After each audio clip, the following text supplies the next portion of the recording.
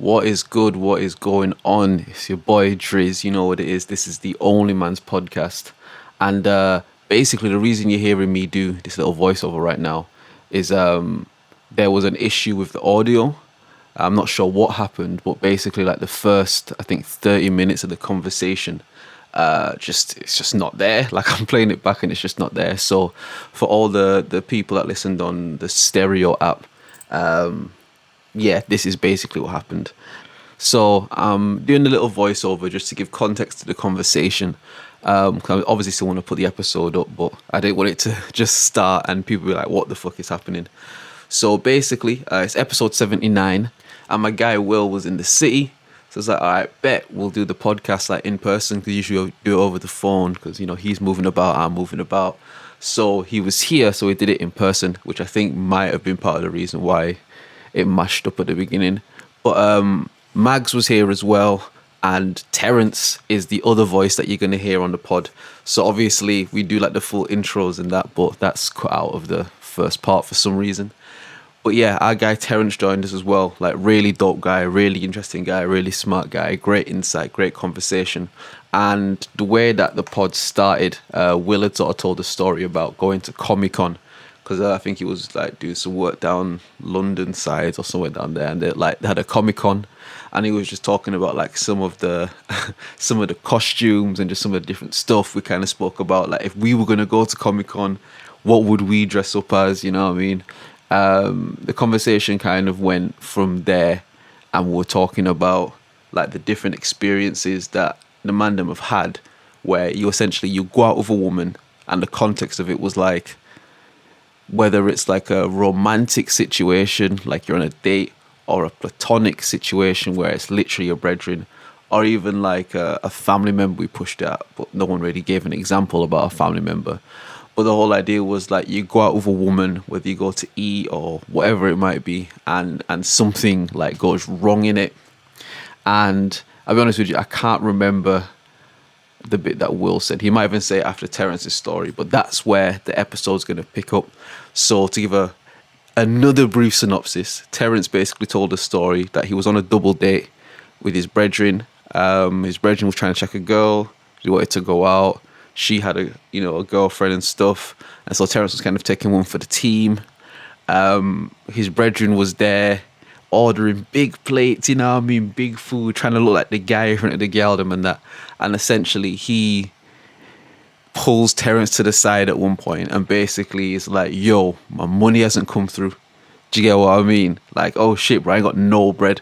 And Terence sort of continues the story from there. So where you're going to hear it come in, Terence is going to say something to the effect of, and he said, my money ain't coming. And then we all start laughing and shit. So I hope that kind of helped explain it a bit, helped clear it up a little bit. Apologies, obviously, for the first part being taken out. I'm not sure what happened. I'm sure between us here, just something got lost in the matrix. But again, be sure to like, share, and subscribe. It's the OnlyMans podcast, big OM pod.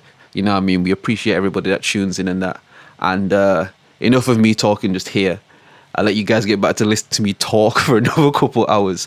But yeah, here's the episode anyway. Here's the episode. And it didn't come in that day.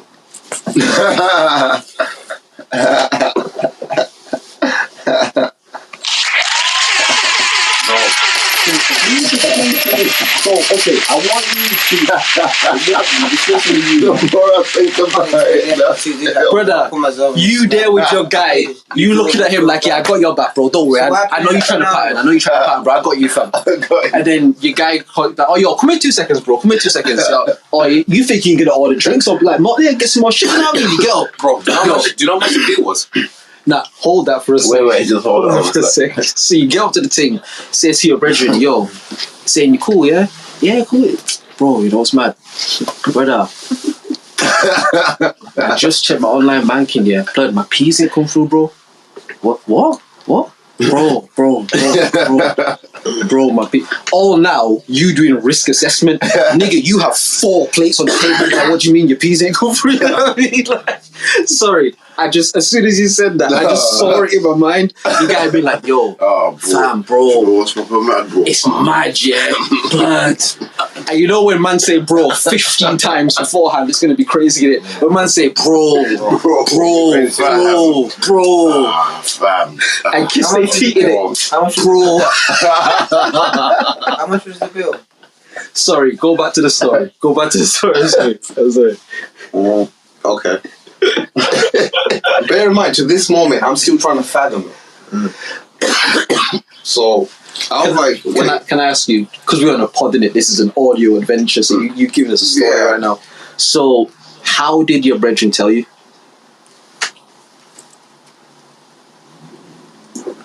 How did your brethren tell you? okay. We sat at the table. Please. Let's really try and deep this. Because I'm Set slowing the scene. down. I'm literally paying attention to every detail that's happening. So what they do with the Chinese is like, you get the table, you get the people, the number of the people on the table, and then they know if it's 2 people, if it's 3 people, because everyone has a total amount. Every head has a total amount on the table. So basically, it's 4 of us. Yeah. So him, £20. Me, £20. The 2 girls, £40 in total. So that's the standard. That right there was the standard price for the place. God damn. In that particular Chinese place. This is somewhere in Bram, I don't know, Chinatown, them places. Boom. So that's £60. Let's just add on to the desserts and then we go on to the drinks. Jeez. Wait. So, alright, no, let's do some simple maths. Let's go through this. So, list, like you just said, I want to go through it now. So, what was the prices? 20 Everyone is 20 quid on their head. And that's 4 people, yeah? Yeah. So that's 80 So that's already. 80. That's £80, yeah. Okay. Already that's £80. So obviously, including everything else, the bill comes at £103, if I remember correctly, because of the drinks. Because one of them got like a J2O, Of course. and then I had like I must have had some Oasis or some shit. He had whatever he had, I don't remember, but it came to 103, and They put so tax boom, on the basis, bro. slow it down, yeah. The guy brings the ticket with the price to say, are you going to pay with your card or you got cash? To who? To my guy, obviously. He's the one that booked the table. He's the guy in charge, you feel me? He said, oh yeah, okay, hold on one sec. Takes out his phone. Oh, shit. He's typing some stuff on his phone. Obviously, he must be going into his He bank knows, account. fam. He knew. He must be unlocking his mobile banking on there. I'm like, oh yeah, now he's got this sorted out. You're feeling confident, innit? Like, oh yeah, no, my guy's got this, bro. Cool. Nice. At the same time, yeah, I'm just like, let me just assess. So what's happening? Bro, 30 seconds, 1 minute, 1 minute 30, 2 minutes, 2 minutes 30. Oh shit. Before the 3rd minute, his girl's like, babe, what's happening? He's like, oh yeah, babe, now hold on 1 sec, I'm just trying to make a transfer. But yo, Terence, do you mind, let me talk to you for a second? So he would have talked to you again. So this is the second meeting. I know who this is. Don't say the name, bro. I'm Don't say not the gonna name. say the No, name. please, I think I know who this it is why I don't like to, obviously, Yeah, don't say the name. Yeah. I'm a very confidential guy. Disclosure. This is all content. Everything is made up. We making everything up, fam. It's all just content, bro. It's all just At the entertainment. end of the day, this is real life. We all have friends. We all have friends. I said, nah, no disclaimer. we all get into certain situations sometimes. Yeah. You just told me. You gotta find a way to find a solution, because I don't like to focus on the problem. What is the solution at the end of the day? Anyway, fast forward, yeah. So he steps out with me. We go obviously outside, and then the guy was like, "Oh, he'll wait for you at the table with this and that." The guy in the shop, and then the girl must have been like, "Oh, babe, like, what's going on? Are you this like some joke or something?" And then she starts talking to her friend, and then she's like, "Yo, what's going on with these boys?" I'm like, hey, why am I even being involved in these boys? Why is there a plural, fam? No, not boys. No, not boys. Not boys. He's the one that had the little thing organized. So you've got your piece straight. Like you're there. I'm always. Know what you're gonna get. Let me tell you. Let me break this down. Whenever I tell myself I'm going out, I'm always straight. Hold on. Boy. Nah, you right, fam. You right. What is the point of going out? You don't know what's going to happen, bro. But at the end of the day, you've got choices. You can say yes or no. You can be like, maybe I'm busy. But if you know you're straight on your finances, obviously that's economical, you know, then go. Yeah, so now it pulls me over. Now I'm thinking, bro, this girl's already catching feelings. Bear in mind, at this point, he's been talking to this girl for like the past month. So she really likes the guy, innit? Oh. So he's really trying to like impress the girl. Oh. So he's just trying to... crazy. So he's doing the most then. Yeah. Okay. But I'm like, bro. That's crazy. But bro, slow down a second. Because let me tell you something, yeah. My mentor told me this at uni, bro. Bear in mind, shout out, I'm actually a graduate as well, Wolves. Yeah. Shout out to that. Yeah. And that's the guy, yeah. Shout out to 2022. Shout out to 2022. But get this, my mentor told me this, yeah. Why would you rush yourself to put your hands on a woman when you can't even put your hands on the project? Okay. Well, I mean, there is an answer to that, but it's not a productive one. Yeah? But anyway, it's all about priorities at the end of the day. Because once you handle a project, you can handle any woman. Yeah.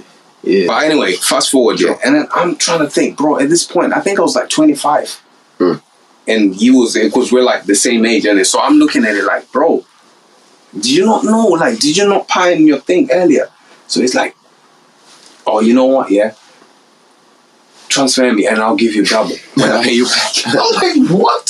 He goes, I'll pay you back £200. I'll pay you back. When I get paid next week. Said, pay for this right now, I'll pay for Blood, you. he's fighting for his life right now. Like, he's on the ropes fighting for his life, but like... Okay, so guess what I did in that moment? Guess. Would you like us to guess? Yeah. You paid it, fam. Yeah, I paid it. Yeah, of course. Well, like you said, I took one for the team, man. You transferred it to Yeah. Yeah. Because it would look mad if at the end of it, then you're the one that's like, pay, like, But Nah, then, but you would do him, that though. Yeah, I would. You would. I would. I would do that. Yeah. You will do that. do you know the If way you I put it take in that? there, I take that in a way of a lesson, not an L.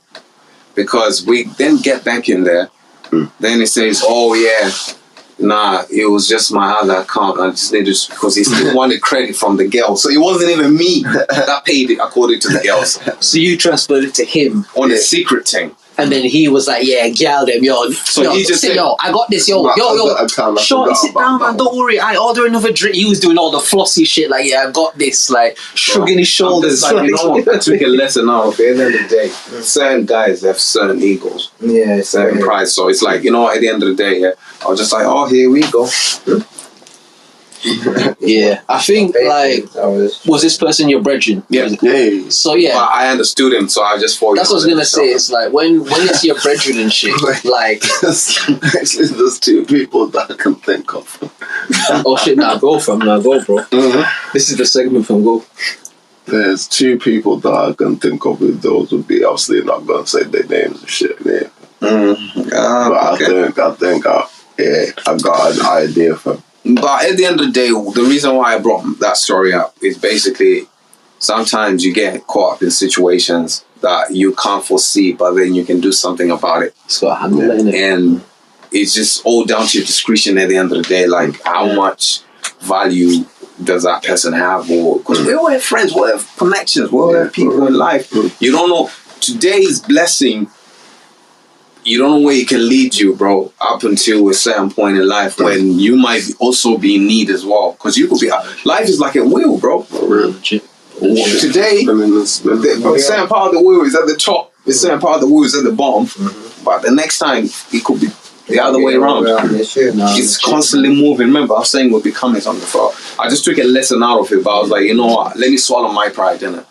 I'll take one for the team. I'll just pay the team. But G shit, respectable, fam. Yeah, you know what? I think not even to make it like that, but I think it's like God will put you in situations like that so you can learn that lesson. Yeah. Where you can learn the thing where it's like, let me swallow my pride. My pride. So Facts. like, you know what I mean? Because that ego, that thing is real in it. You know what I mean? And like, confronting that, and especially if you can confront it from like a comfortable position where you get little situations where you have the ability to put your pride aside. What happens a lot of the time is man them will go through life not putting their pride aside, so when the big thing happens they can't put their pride aside because they don't know how to do that. But through the little things, bro, it's like almost like the Job story in a sense. Like it's like the you live a pattern, you about your thing. So when the big shit come, you've already trained yourself in the pattern of how to. I'm this person. You know what I mean? Job give praise, but it's like the same thing when you fucking out on a double date and shit. It's like, you know what? This is a chance for me to put my ego aside. Yeah, man. So when a big situation comes in your life, because do you know why though? You know what I mean? Do you know why? Because in your friendships, you also gotta study the person. You also gotta study what's got value to them. Because me being your friend, I also have to understand the things that mean the most to you. Because if I disregard the fact, then this friendship is basically watered down. There's no real meaning to it. So how do I add value to our friendship? Let me assess the type of relationship you have. So say, for instance, that same guy, and I knew consciously that this guy was cheating on this girl, so I'm going to put it on in retrospect. That even narrows it down. I'm going to put it on in retrospect now, because we can take that as a sample. Snitching, bro. I ain't saying shit, though. So on a retrospect, say I know this guy is sleeping with 2 other girls. And this guy is there selling dreams to this girl, acting like she's the one, and he's at the moment clearly he doesn't even understand who he is in that point.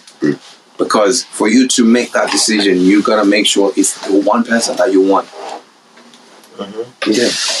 Keep going. Okay, because bro, so in retrospect, if I knew this same guy was cheating on these girls, on this girl. When he then asked me for the money, I'll just be like, I'm broke. You talk to your girl, fam. Because me, I didn't your girlfriend. For real. Me, I got nothing to lose. Easy come, easy go. He's the one that asked me on the double date.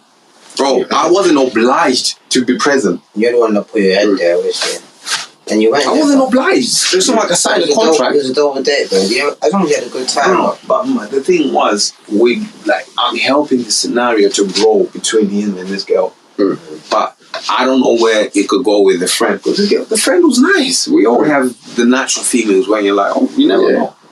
I was single. It's not like I had a girl. At that point, I was single. All right. Yeah, because I'm not just gonna say not anymore. I'm still single. Yeah, right now. Just to clear that, because I don't know what this guy was trying to allude to. I don't know what he's alluding to. Just ask him. Questions, isn't it?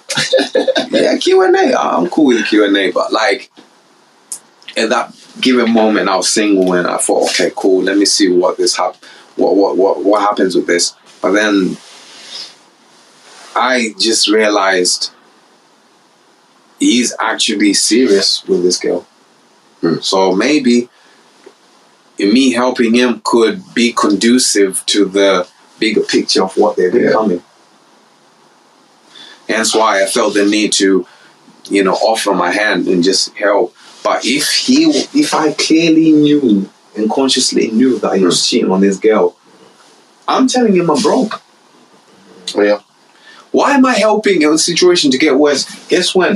The time she then finds out he's been playing these games, she's going to be like, oh, you see them friends there? You see that guy that you get? They're all the same. Same birds, same feathers flock together. You see them things? They really do. They are this. It's associational. Do you know how many girls hate me because of my own friends? And they were my friends prior to me being friends with my friends. Does that make sense? Yeah. So like, I just have to deep the whole picture and just calculate like what's the outcome of my decision in this moment. Like if it's worth it, then I'm gonna do the right thing. If it's not, I'm just gonna have to allude to something else, because I don't want to build a bigger picture of me being hated on a bigger picture. Because even when we go to the scriptures, we talk about making sure you have a good name. Right. It's better to have a good name than to own a city. Your name matters, innit? So, Yeah. at the end of the day, the people you associate with and affiliate, like sometimes they can tarnish your name. So you gotta be careful.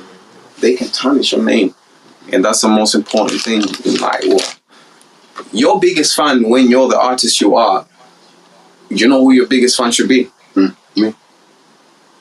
And you know who you need to be the biggest fan of. Myself. Why is that? But the outside trying to fucking. I was gonna say, You know what I'm saying? if you don't believe the shit, how are they gonna believe it, bro? You know what I mean? Don't believe that shit if you don't believe J. it. Cole said it on his first mixtape. He was like, "What's the point of being the greatest if you're the only one that knows it?" You know what I mean? Like, you gotta, you have to project that outwards, innit? As it so is in heaven, let it be on earth, outward. But even still having the awareness of it's you that's still being out there, being known so much, but being conscious of the person, so you wouldn't lose yourself because you understand yourself so much in that moment as well. So nah, that's great. I agree. Nah, for real, man. Jeez, man did all of that from a double date story, man. You know what I mean? Like, yeah, bro.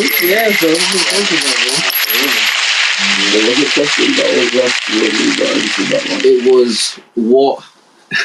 Just a time where you went out with a girl, whether it was romantic, platonic, even a family thing if you want. A time you went out with a girl and you paid and shit went wrong. Oh, like as in it didn't work?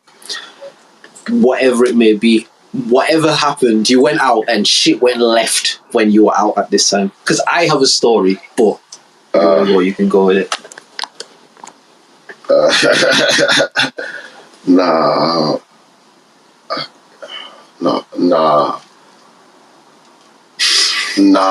I said nah 3 times, you know, but man just said nah. No, I'm saying like if you I don't know, I don't see me dating girls like that, fam. Aye. We do. Get yourself together. I'll think of a story. You think now of you one surely that have a story. You I'll get out. How old are you now? 29. You've definitely been through some. He just needs to think about it. That's it. Okay, yeah. So I've got too one, much, isn't it? Maybe. So this is like years back. So this is like before I even lived in Wolves. This is years back, right? And it was around the time, so I might have been like between 17 and 19, like around that kind of age. Yeah. And I'm starting to like do my little bit of music thing. There was a guy that I used to record with in Leeds, one white brother called Tom. Shout out to Tom Gray as well. He was a G. And like do my little music thing, like people was hearing my shit, you know what I mean, like in the city and stuff. Just nothing crazy, just you know what I mean, moving about. Now, man. And I remember there was this mixed race girl, and she was like a singer in it. And she went to, so in Leeds, there's quite a few schools, but they were like main schools. There are like 3 or 4 main schools in it. I went to like one of them, and she went to another one in it. And so this is kind of around the time as well when Facebook and shit started coming up. So you know when like there would be people who you might friend on Facebook, but you've never actually met them. But like you might poke each other on Facebook or send a message or talk on there, but you've never actually met them, but you know them because you talk to them on Facebook, sort of thing. Like that early Facebook time. That era. It was like that in it. So I remember I had her as a friend on there, but I didn't actually like thing her. But she was like, "Oh, yo, like it would be really good to meet up with you and talk about doing some music stuff and da-da-da-da-da-da-da-da." So I'm like, all right, bet. Around these times, I'm in like 6th form in it, and I'm doing a music technology course. So this music technology course is like literally 2 miles away from my crib. So I have to get like 2 buses to get there. Each bus is like maybe 30 to 40 minutes each. And the course was bullshit in it. It was just complete bullshit. It was just this old white man who didn't like all these people who weren't white in his class. And just, he just didn't give a fuck in it, you know? He just didn't give a fuck. But I remember I was coming back from one of them, and for me to get back, I have to go from where the class was into like the city centre, and then from the city centre to where I live, sort of shit. So I was like, all right, bet. I'm going to go back into town, we'll link up at McDonald's, innit? We'll go to McDonald's and we'll just tinkle. And again, mind you, bro, like, a bad thing, innit? Like, she, pretty girl, innit? But at the time, my self-esteem is so low. I'm not even thinking about it like, oh, she might be into me. Or she might, you know what I mean? It's like, she want to talk about music, cool. We'll talk about music, cool.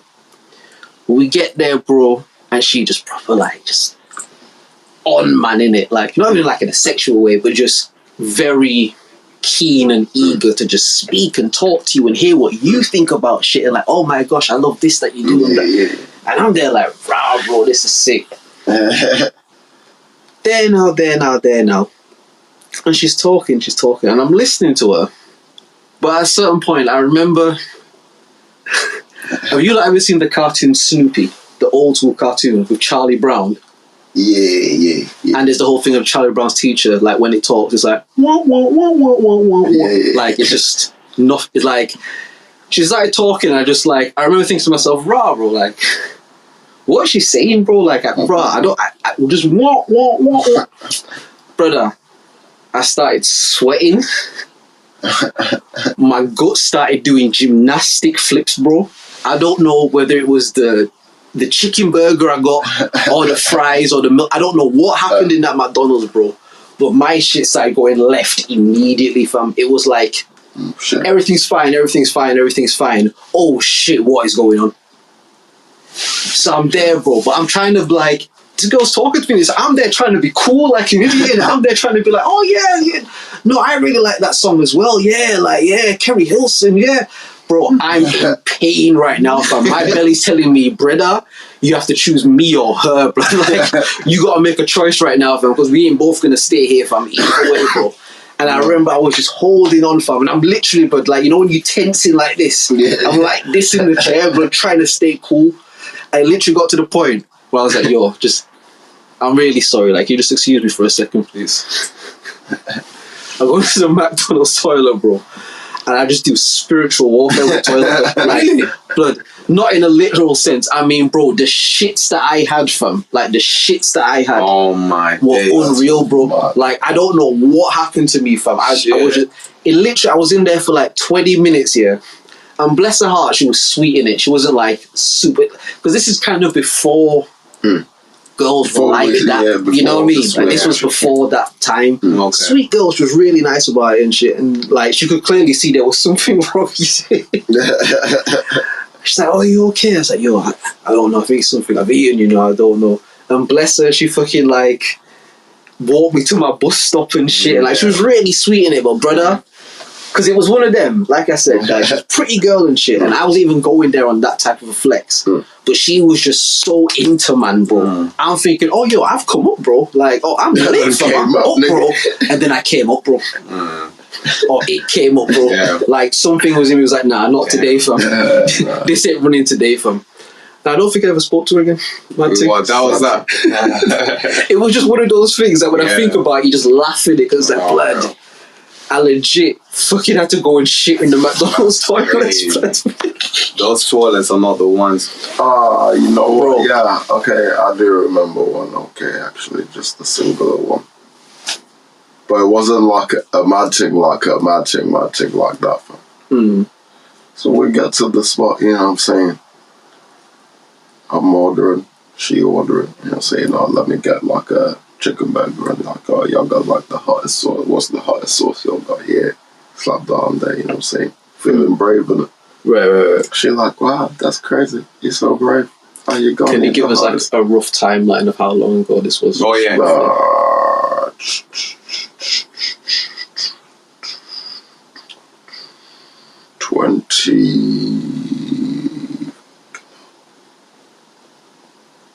2009, 2009. Okay.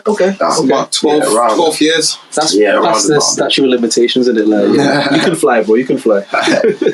Yeah, about clear for flight, bro. Clear for flight. 17, 18. So, you know what I'm saying? She can get her food.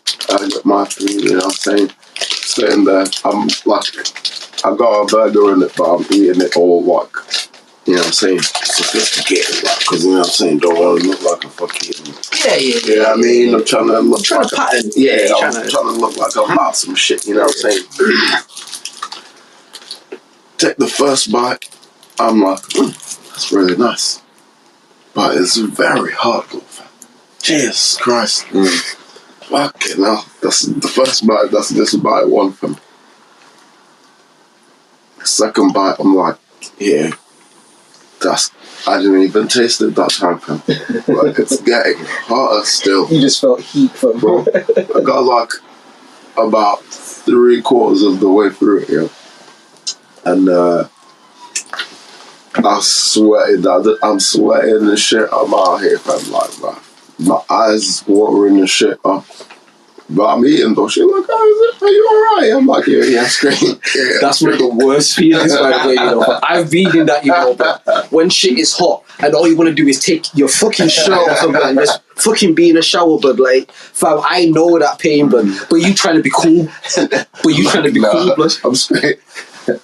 Because you can't say it's too hot for me, fam, because No, you can't say that. No, I'm like eating, but then at the same time, I'm like, oh, yo, I'm doing conversation and trying to like slow the impact because everybody keep making it worse. Somehow hoping that friendly conversation will make it less spicy. Somehow, but if I just talk, it won't burn as much. Like, yeah, it took fam. I did finish it though, which shit. But yeah, that's funny. that's the worst one. Have you ever tried like when something like that happens and you can feel the water filling up in your eyes, but you try not to let water fill up in your eyes, and you start doing like all of this sort of stuff, like you start stretching parts of your face that you've never stretched before. If I'm like, you know already, that's a different scenario, man. You know when like your whole mouth starts tingling, it's so hot, but like it's just like. I got another story, like another similar, like your hair's getting long as well. To be fair, your hair's getting long. Yeah. By the time I go come and cut, I'm a big red samurai, fam, trust me. But yeah, another similar story. Yeah, so went out with the family, with the folks. You know what I'm saying? I remember this. I think I might have been like 11 or something like that. We went out with the folks and shit. Went to one of them, like them 2-for-1 places, like Beefeater and all them kind of type shit. Right. Yeah, one of those in it. Get to ordering. I'm like, yeah, let me get like the triple burger with the cheese and the bacon. My old man was like, I'm gonna finish that shit. I was like, yeah, I'm finished that shit. Yeah, I can finish it easy. Okay. Nigga. That shit came and that shit was like the size of my head, fam. It's like, wait a minute. For real? Finish this. But I'll take it. It's a challenge. I'll take it, fam. All these times he's not even down. And also, what did I do as well, fam? I thought it was the American mustard, innit? Right. Slapped that on there, fam. The English mustard. I slapped that English mustard. And those are two different things, you know. Those are two different things, you know. Mad different. Because you watch movies and shit, you're like, oh yeah, mustard, innit? Yeah, I know what mustard is. Yeah, mustard. Fuck your whole day up, fam.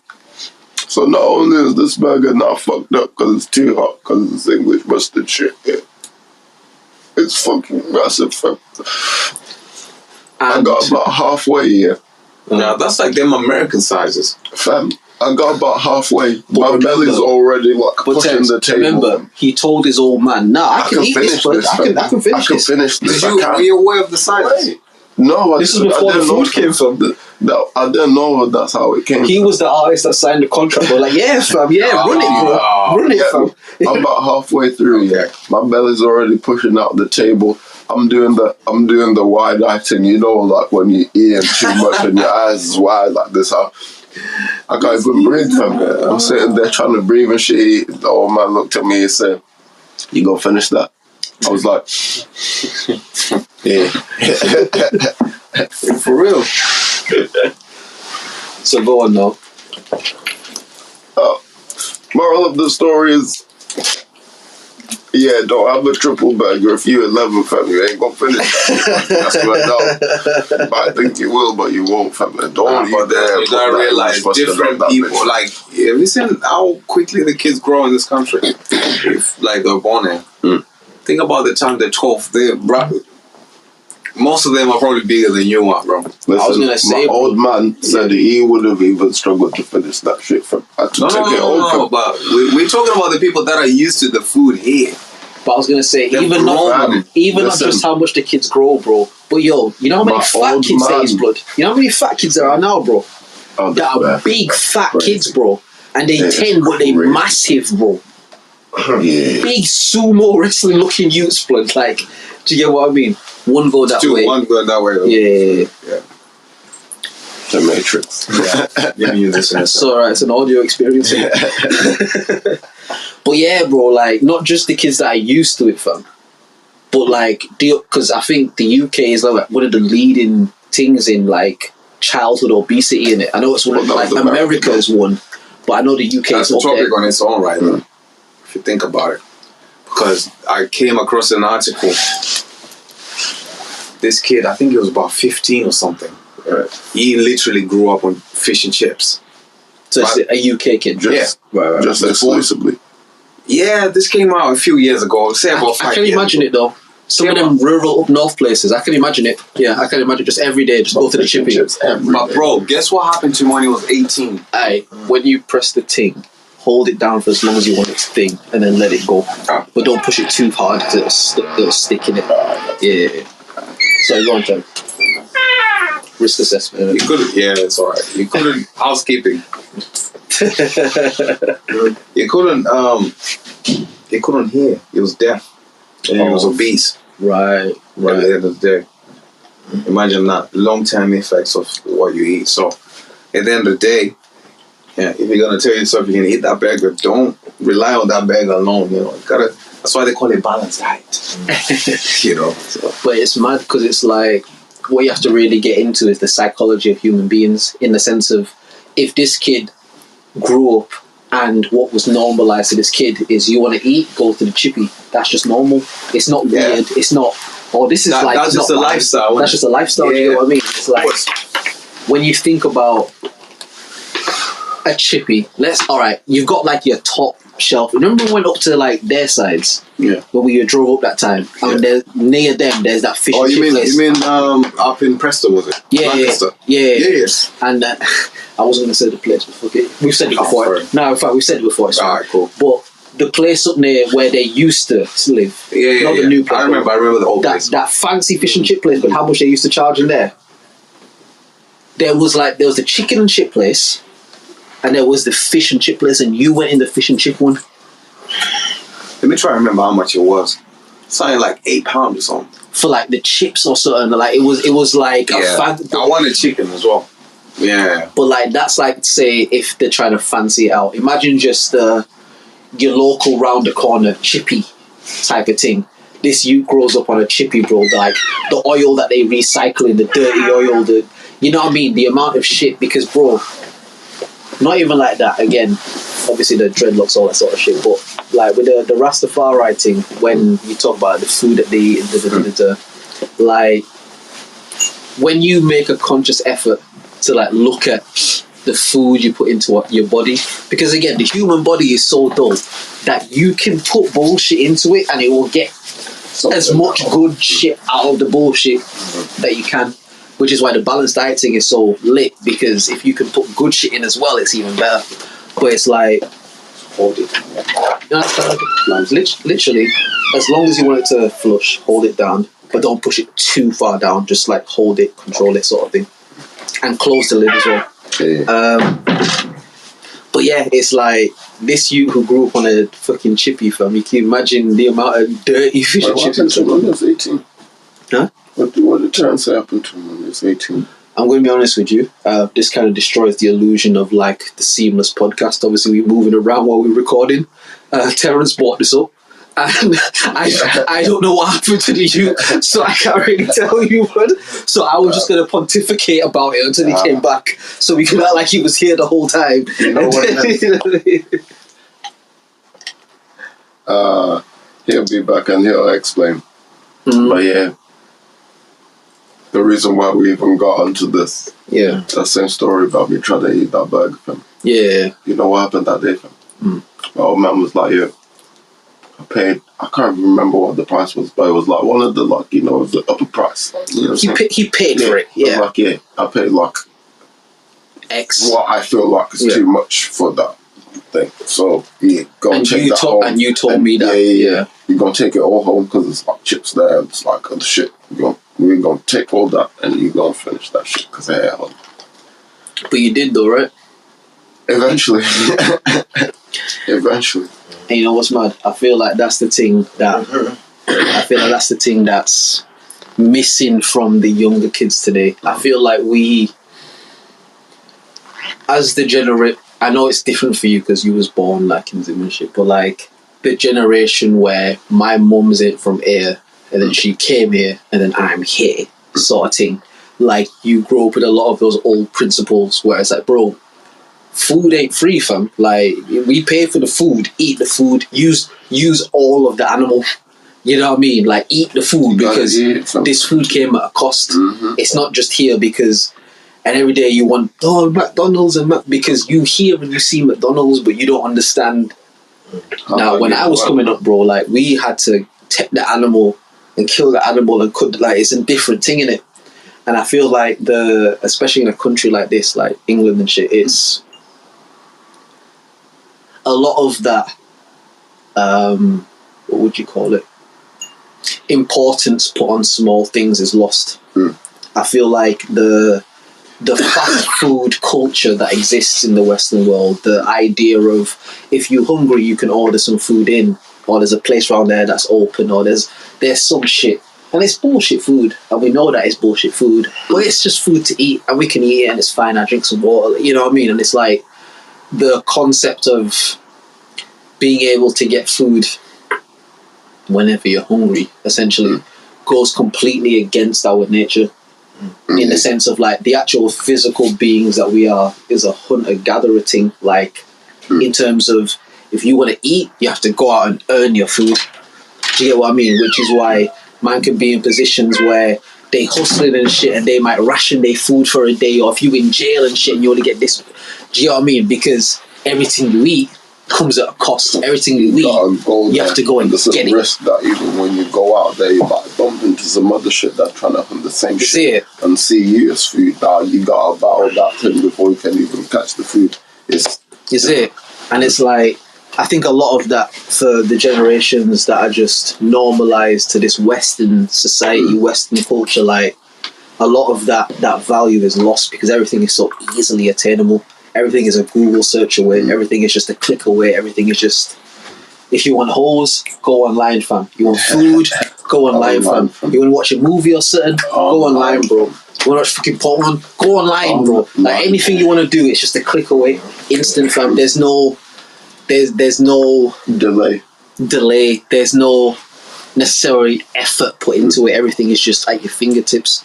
And what that does, it desensitizes people to the physical being that we are. Meaning, when times get tough, we find ourselves in a time where depression and mental health is at an all-time high. Because people find that they're in real-life situations and they just can't deal with it. Bro, let me tell you a funny stat talking about mental health. You see the time that we went into the lockdown? The suicide rates through the roof, innit? With this, like, those students that were going away, like staying from like far from home, literally shot up by 90%. All-time high. That's the highest ever recorded rate of students committing suicide. Because sometimes you get students that are going to uni who have no idea why they're in uni. Bro. Not only because, it's only just because of the brain wiring. It's a structure that's just been taught to them. School, pattern, college, it's a pattern, bro. A-levels. Oh, okay. Maybe you think you know what you want to do, but maybe you have no idea what you want to do. You've got skills and talents and other things, but maybe because what you've been gravitated towards. But then you later on find out, like, damn, I should have done engineering instead of nursing. There's people that go through that. Now, legit. Or some people can go on the same course and feel like bro, they're under teaching me. I know way too much to be taught these basic things. Some people are way more advanced. Yeah. So these little balances, like I literally had to find the balance between my learning style and the things that I'm taking in and how much I know already. No, but some people don't have the patience with that. That's the part. So I'm trying to break down all these psychological things to make you guys think this is why that thing was so impactful, like the lockdown. Some people started a petition to stop uni. Nobody thought we're going back to uni, bro, at some point when it started in 2020. Yeah, enough for real. So mental health just... Do you know why, bro? Because a lot of people, again, back to this world that we in, fam, this society is instant gratification. Meaning, if you don't want to be alone by yourself, you don't have to be, bro. You can go out to this club or this bar. Yeah. And if you don't want to go outside, you can go on Twitter. You can go on Instagram. You can go on Snapchat. You can be a guy, bro. You can be live on there. Your real life might be shit, bro, but you can go live on there and people live through that. And what lockdown forced a lot of people to do is have to be with themselves. And we're not in a society that teaches people how to deal with themselves. We're in a society that teaches you don't ever have to deal with yourself because it's not your fault. But Will, did you ever think about it? The time when we went in lockdown, they called it isolation. But guess what? More people isolated from their own self. Yeah. Because within a certain structural life, you can forget who you are. Yeah. And you can just get stuck in there. So how do you keep the balances? How do you keep the balances? And you see, that's the question. Because I believe that the balance for everybody is different. Meaning... That's a fact. Meaning, if we get a big thing of Ray Nephew in here, I'm going to be able to drink more Ray Nephew than all you, man. Probably. Not because I'm sicker than you, man. Just because I only drink Ray Nephew. I don't drink anything else. Okay, so your tolerance level... My tolerance to Ray Nephew is what it is. Because that's I don't drink anything else. Okay. Do you know what I mean? And I think in that same way, because although we are all ripples of the universe and all of that hippity-dippity shit, like... everybody's perspective is their own, so what balances you may not balance me. That's a fact. You know what I mean? Fact. And not even in a bad way, but like... No. I think it's important that people at least try to gain the self-awareness to want to find balance. I took time out to find my center and find my balance. You know what I mean? Like, I think... I always say the universe only works one way, innit? I believe that whatever people's beliefs are, whatever anyone calls God or a higher being, or whatever name we want to give to the highest of entities, I believe that the Bible says God made man in his image. And if we are in the image of that, he looks and lives through the image of that. He, she, it, whatever you want to call it. And I believe as long as your heart is genuinely in a place where you want to do better and you put in the steps to do better, again, me who used to cuss the church from, bro, if I told you my backstory about church, because I grew up in church, innit? And I used to hate the church from, but the evolution is mad. The Bible says faith without works is dead. I believe once your heart is in a genuine place where you want to do better and you put in the steps to do better, balance is understanding that we're not all good. There's no one who's 100% good. It doesn't exist. What makes you amazing is also partly contributed by the bad parts of you. They've contributed. Yeah. Do you get what I mean? There's no yin without the yang. There's no yin. That's what balance is. That's what the yin and yang teaches us, that you need a little bit of this in that and a little bit of that in this. You have to remember, the devil was an angel, fam. Like, it's, you need a little bit of this in, because balance can't exist without it. If you all good, it's a bad thing. And if you all bad, it's a bad thing. It's crazy how life works, you know. Look at all the people that we look at in history, the Malcolms, the this and the that. Malcolm was a pimp, a drug dealer, before you even carry on though, bro, I found something. Obviously, I don't want to shed bad light on it, But to me, he was intriguing. He's literally the guy who came up with the idea of computers. Alan Turing. I watched this movie, Alan Turing. There's even Alan Turing. I don't know that name. Yeah, basically, he's the guy that came up with the concept of a computer. Right. How it computes.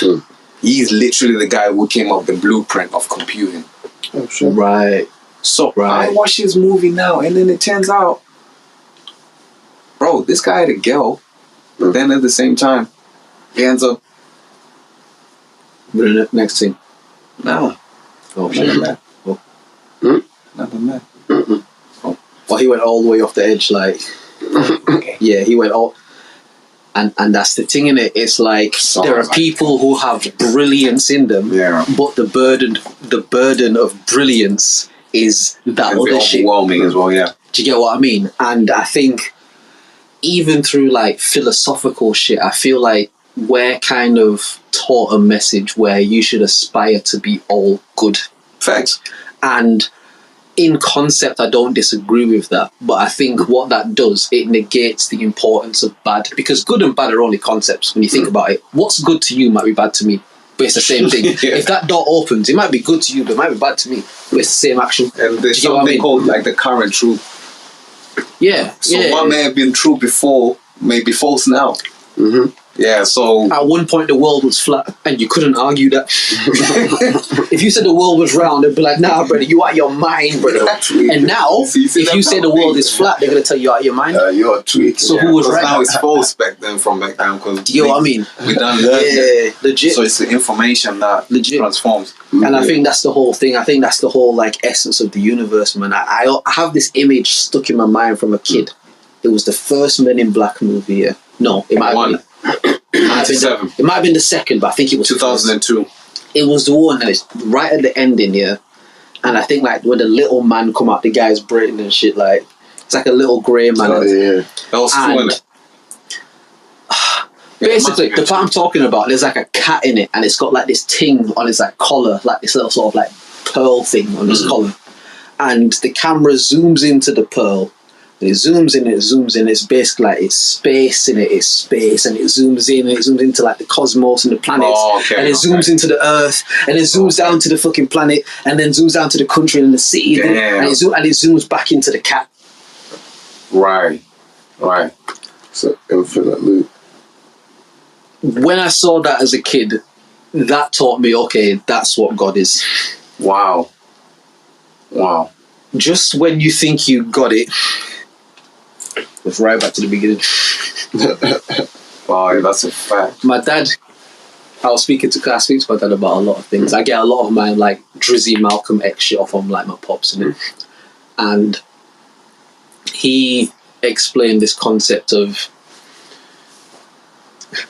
we here on earth, we live our lives, and when people die, and you know they say like the good die young and what does that mean? And he basically presented a concept of, again, back to the Bible, Lucifer fell to the earth, so where is hell? The concept is anybody who comes here, you're here because the Bible says we're all born into sin. What's sin? Sin is a crime against God. If you're born into this world, you're born into sin. You've committed a crime. What happens when you commit a crime? You go to jail. If you come here and you do what you're supposed to do, you fulfill your mission, you get released on good behavior. Boom. So we go back to whether you want to even take it all the way back to the story of Jesus, 33, the story of Nip, the story of Pac, the story of so many people. Malcolm, Martin, even Michael Jackson, if you wanted to go there. The idea is that the Bible teaches us that the only way to the Father is through the Son.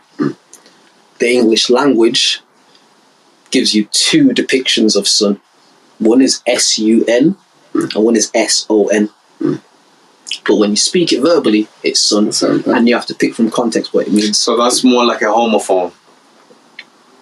Or a phoneme.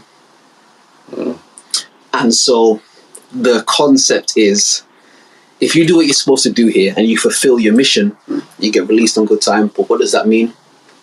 You leave jail. We can't go to hell because this is hell. We here already. Michael and Lucifer fought over the body of Noah. No, but then, okay, I see where you're coming from, but then there's a bigger picture to it. Go. You know how you were saying there's no yin without the yang? So you spoke about the yin in terms of, yes, when you're born, you are born, it's a crime. Your nature. No one teaches you how to lie. No. Naturally, a kid knows how to lie. Like, it's crazy. So I get what he's saying. But then when Jesus comes, that's now him paying for all them sins. Well, according to the typology, according to the understanding, for his core mission. Because in one season, Peter was his best friend. Yeah. And then the next season, he said, "Get thee behind me, Satan." Goddamn. Yeah? So I want you to deep that. So he was trying to illustrate something that when you then analyze real life situations, like I was talking about friends earlier, that alone, your decision making, you have to have a consciousness that's Christ-like. How do you approach situations? How do you analyze dreams? Okay, let me break it down, because I heard him talk about dreams earlier. Please. But I don't mean to digress. Go. I listen. Okay. Go, man. I don't mean to digress, but let me get direct. He's starting again.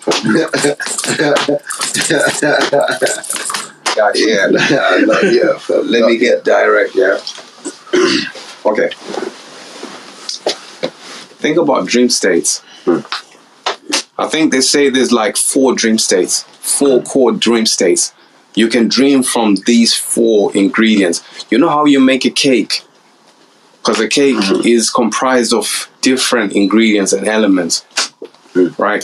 So I want you to think of a cake as the dream. Yeah, does that make sense? So think of the cake as a dream. You have a dream state that can be influenced by your environment. This door here used to be a tree back in the day. Them walls, that's rock right there. That came from the ground. Your environment can influence your dream. Your blood can influence your dream. You can dream from your blood. You can dream from your soul, your feelings, certain emotions that you've given off in certain places, certain experiences. And you can drink from your spirit too. Or you can even drink from your body. So far. Yeah, it's actually 5.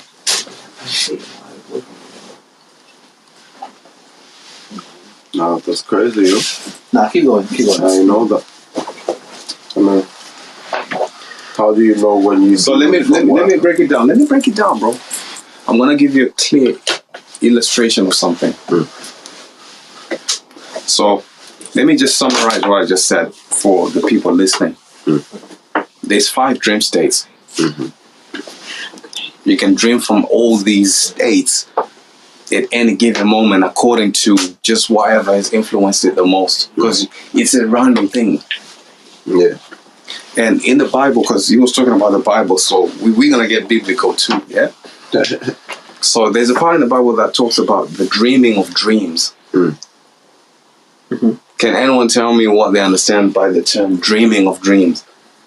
I'll break it down at the end, but you try and tell me what you guys understand. Maybe 2-3 statements if you feel like you know what it may mean. I see that as astral projection. Meaning we understand dreams to be something that happens when you're asleep, as opposed to understanding that it's the other side of your consciousness. Okay. That you access when you sleep. So not just dreaming, but the dreaming of dreams is almost like an inception type thing. Do you get what I mean? Because I feel like even the planes of existence, I'm not going to digress because I want to... No, that's fine. You're still direct. I feel like the planes of existence are very layered. Yeah. Meaning, okay. Okay. Conspiracy time, silver hat time. I believe that depending on your physical condition, certain chemicals and stuff you may release in your brain that react with these things, I believe that there are times that we move between realms, but because infinite means infinite, meaning if your mind can conceptualize it, it has to exist. Be a reality. No, not can. It has to be a reality because your mind can conceive it. Because God made man in his image. Facts. And his likeness. And his likeness. And so I believe there are times where we switch between... Have you ever had it where, hypothetically, say things are going just really good in life. Things are just... Everything's just moving nice. All the things you need to be moving are moving. Your people's is cool. Your family is cool. You're in a good space. You're struggling. And then you wake up one day and then things are just not right. And you're just like, something's off. There's something that's different, but I can't, if I look around me, everything's the same, like, but something doesn't feel the same. I feel that when we sleep, depending on the things that we put into our body, from food, drink, water, to drugs, alcohol, or whatever, like, Hold up. I believe that the universe works in binary code. There's a binary to everything. Guess what? It still alludes to the guy I spoke about earlier. So think about his magnitude of his brain capacity. Yeah, that's crazy. Because it's so mathematical. Alan Turing. Turing. Yeah. Right. Yeah. Right. And like, I think that our consciousness, because we exist on different planes, but our consciousness has been conditioned to only perceive this plane. That's a fact. I believe that we shift between realms, meaning there are infinite amount of realms right now that are existing exactly like this, except there will only be slight differences. So in one realm, he's got the Jordan hat on and you don't. And that's the only difference. 1 sec. You know what I mean? So let me ask you this. You believe in the parallel universe? I would have to understand what you mean by that before I can tell you if I agree with what you think. Well, just given off the fact that you just said in another realm, he's wearing the hat and I'm not. I believe that the entire being infinite. exists in a pattern. I say it all the time. I think the universe works one way. I think that, just like I said about the Men in Black thing, you start with the cat, with the pearl, you zoom into the pearl, you zoom in, and you get back to the cat. I believe everything is on an infinite loop. Okay. And within that infinite loop are infinite patterns that exist. Okay. And so to the idea of the parallel universe, I believe that exists within the concept of a pattern, almost like a honeycomb. Okay. If you zoom in and look at the individual things, but they're all aligned to make, it's like a collage. Like, yeah. I think it's all just a pattern, bro. I think it's all like a pattern type of thing. Like, and sorry, just to finish, I want to get back to what you were saying. Just to finish quickly, I just think that your conscious mind that you're able to perceive through your PlayStation Player 1 mode, POV mode. Oh my god, do you know what the funny thing? Let him finish. No, you will. I was literally alluding to when you play a game. So him bringing that up is literally tapped into that same realm where I was alluding to. But yeah, nah, keep it, because again, we all move I like this right now, innit? But it's like, I believe that whatever we call that Player 1 mode, Ready Player 1, the film, if any of you guys have seen it, whatever when you wake up and you open your eyes and you're in the world, that consciousness, I believe it moves between the different realms. And I believe that in a lot of those realms it moves between, your life is very identical. So again, you'll wake up, except in this realm, your peas ain't as nice as were in that one. Not a drastic amount, just like, oh shit, I thought I had more than this. If I just had them days like, I thought I had more money than, like, I had more money than this, bro. But you're looking at it and it's like, right, it's not there, so clearly I don't. And I feel like we move between that, and I feel like the more you become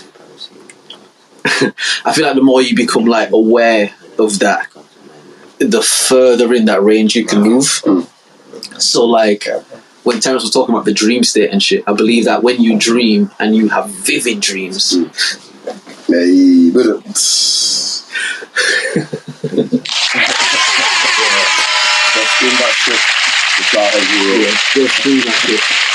But I believe that when you have vivid dreams, like, you're existing on a higher range of that plane that you usually shift between. So say like a radio dial. Yeah. If you just go between 105.1 and 105.3, but there are thousands of stations in that, you'll only exist in that frequency. I believe that when you dream, you're able to go outside of that range a bit more, outside of that range a bit more. Because again, you know, sometimes you have dreams that are just so, again, vivid, so real, like you're there, and it's a different world, but you know this world. Back to the video game too quickly, like, I've got a game called Assassin's Creed. Great game. But there's one that they released recently called Valhalla, and it's like the story of like the kind of Viking Odyssey. So like Thor, Odin, like it's the actual mythology of that kind of in the Assassin's Creed game. But a part of the game is basically you're the main character, say in real time, but then you can go into this dream state and you play as Odin, but Odin is your previous self. So it's like two different games, but you're in a dream state in the game. Like I believe that it's like, I believe when you dream, it's shit like that, where you're in a different place and you know it's different, but you recognize it.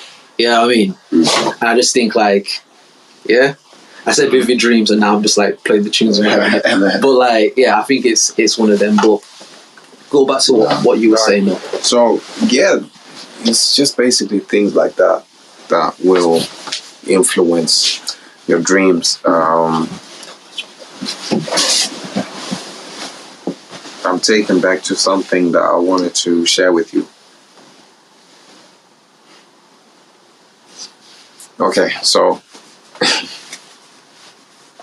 a certain man basically had a dream, and he dreamt that his wife was trying to kill him in the dream, and she basically wanted to inherit everything he owned according to his concept of his understanding. So when he woke up, it really fascinated him. So obviously he took it back, you know, he spoke to his pastor, whatever. And then they must have then asked him, where were you sleeping when you dreamt of the dream? Do you know where the guy was? What? He had a small house with another woman. Yeah, man, she gonna kill you for sure. Yeah, the dream about his side bitch and he thought it was his But main. get this. Crazy. Do you know? He had to dream about his main chick, but but he's at the side. bro, there's a lesson to this. It's a Listen. metaphor though, isn't it? Listen, remember how I spoke about dream states? Because we have to always come back to the dream states. What's influenced this dream to be what it is? Who knows? The environment was already against his actual dream. He was already being attacked, being in the wrong environment. So the energy there was on the scale of him only looking at his wife as the enemy. Yeah. So I'm saying it's a metaphor, isn't it? Like, Yeah. Class division. because he's looking at one person's the enemy when really this person's your enemy. You know what I mean? But then we realized this can't be the end of me. It's starting again. Round 2, it's on you, Terence. Let's go. But yeah, like, so there's different elements to what makes this cake. I told you, the dream is the cake. So by the time the cake is baked, there's no way you're going to be able to really dissect, unless you really have an understanding of a different element, in the sense of, can you tell where the egg is? Can you tell where the baking soda is? Yeah, tell In me. the cake. Yeah. Why? Guess what? Shit. Guess what? That's no more so mixed in it. That's what people find it so hard to dissect dreams. Does that make sense? So now you're being told, you're being asked, tell us the type of egg. Was it an egg from a turkey? Was it an egg from a chicken? Bear in mind, these are the complexities of a dream. Right? I really want you to deep this. So how much consciousness do you have to identify, like, I know for sure the flour was made in such a place within this cake of a dream? You'd have to already have seen the process. You'd have to have been present And for see the how- actual see how the making flour of the disperses. Okay, let me tell you this. Imagine this. You have a blessing. Joseph had a blessing. Right. The guy was thrown in the pit. going back to the Bible, the guy who had his brothers that hated him, he had a dream that was against their culture because he saw the stars and the moon bowing down to him. Yeah. Guess what? According to their culture, but he understood that these people are my family who are going to bow down to me eventually. That's what the message was. They were eventually going to, but then it irked with him. He's thinking, bro, how can I even have such a dream like this? But God is really trying to tell him something. And that's the thing. A lot of times you get the message way before you know what to do with the message. Because Joseph didn't know what to do with that. Because you have to remember, he was the youngest or the second. He was the youngest. He was born when Jacob was 6. I was going to say Jacob, yeah. Yeah. Because there were two sons that Jacob favoured in it. Wasn't it Joseph and Benjamin? Yeah, Benjamin. There was Benjamin the youngest one. No. He was Joseph. Was it? Cool. Yeah. I feel like Benjamin was the youngest, but if you say no, he was one of the brothers that hated him. But there was one brother that didn't hate him though, from what I remember. But it don't matter. It don't matter. Yeah. Anyway, it's like, to exactly what you're saying. It's the concept of, at the time when Joseph had that dream, he was essentially astrally projecting into the future. Like he saw what his future was. Now, if you sat down and did a podcast with Joseph at that time, like, all right, Joseph, so how you get the moon and the stars to bow down to you? Yeah, for real. Like, bro, I was just asleep, bro. I just had a dream, bro. I don't know, fam. Like, but he's astral projected there. Do you know what I mean? He's seen the future. That's time travel. Okay. Do you know what I mean? We fast forward that. Go within the lineage, because we're going through generations. So he's in the lineage leading up to Jesus, basically. You get all this, man. We fast forward to Solomon. He had a dream. David's son. Well, they call it a dream. A vision. Guess what he asked for, fam? Wisdom. Guess what then God does to him after you only just ask for wisdom and understanding heart to help your people. That was his plea from what God had asked, what do you want? Because he had done in the services, right? And then God says, I'll give you wisdom. The very next morning, there's 2 girls who were having issues. And the wisdom he was given, the wisdom he was given was only to help the people since he was the king. So he was given wisdom to be able to solve people's issues and make sure that it's a good community. In another context, he wasn't given the wisdom to have one wife. And bro, even if you're going to speak about that, you have to speak about... Because the guy had concubines. Bro, you have to think about the conception of Solomon though as well. Exactly. You know what I mean? You have to think about context. even where the context of Solomon to even be able to... But then I'm breaking down the dream though. Sorry, I interrupted you, right? No. But I like that. Because on the retrospect, obviously, we have to also see the full picture within him as a person as well. But Solomon was technically a baby that was made in sin. Yeah, he was. Do you know what I mean? But he was turned out to be a supposed to be... Yeah. Is it? Yeah. Because the yin needs the yang. Yeah. Is it? Yeah. Sorry, I'm not going to talk to you again. It's all connecting. It's all connecting from what he's saying. But I look at things like that and I think to myself, damn. The labels, all these things. Okay. I'm going to get very deep now. In the book of Psalms, it talks about every angel being promoted to a higher level according to their knowledge. Not all angels can do the same things. They are ranked according to their knowledge. Angels. So, because people have this concept of the angels like the highest being, the most holiest being and everything, right? But then the Bible is clearly telling us every angel is ranked according to their knowledge. So now we think about Lucifer.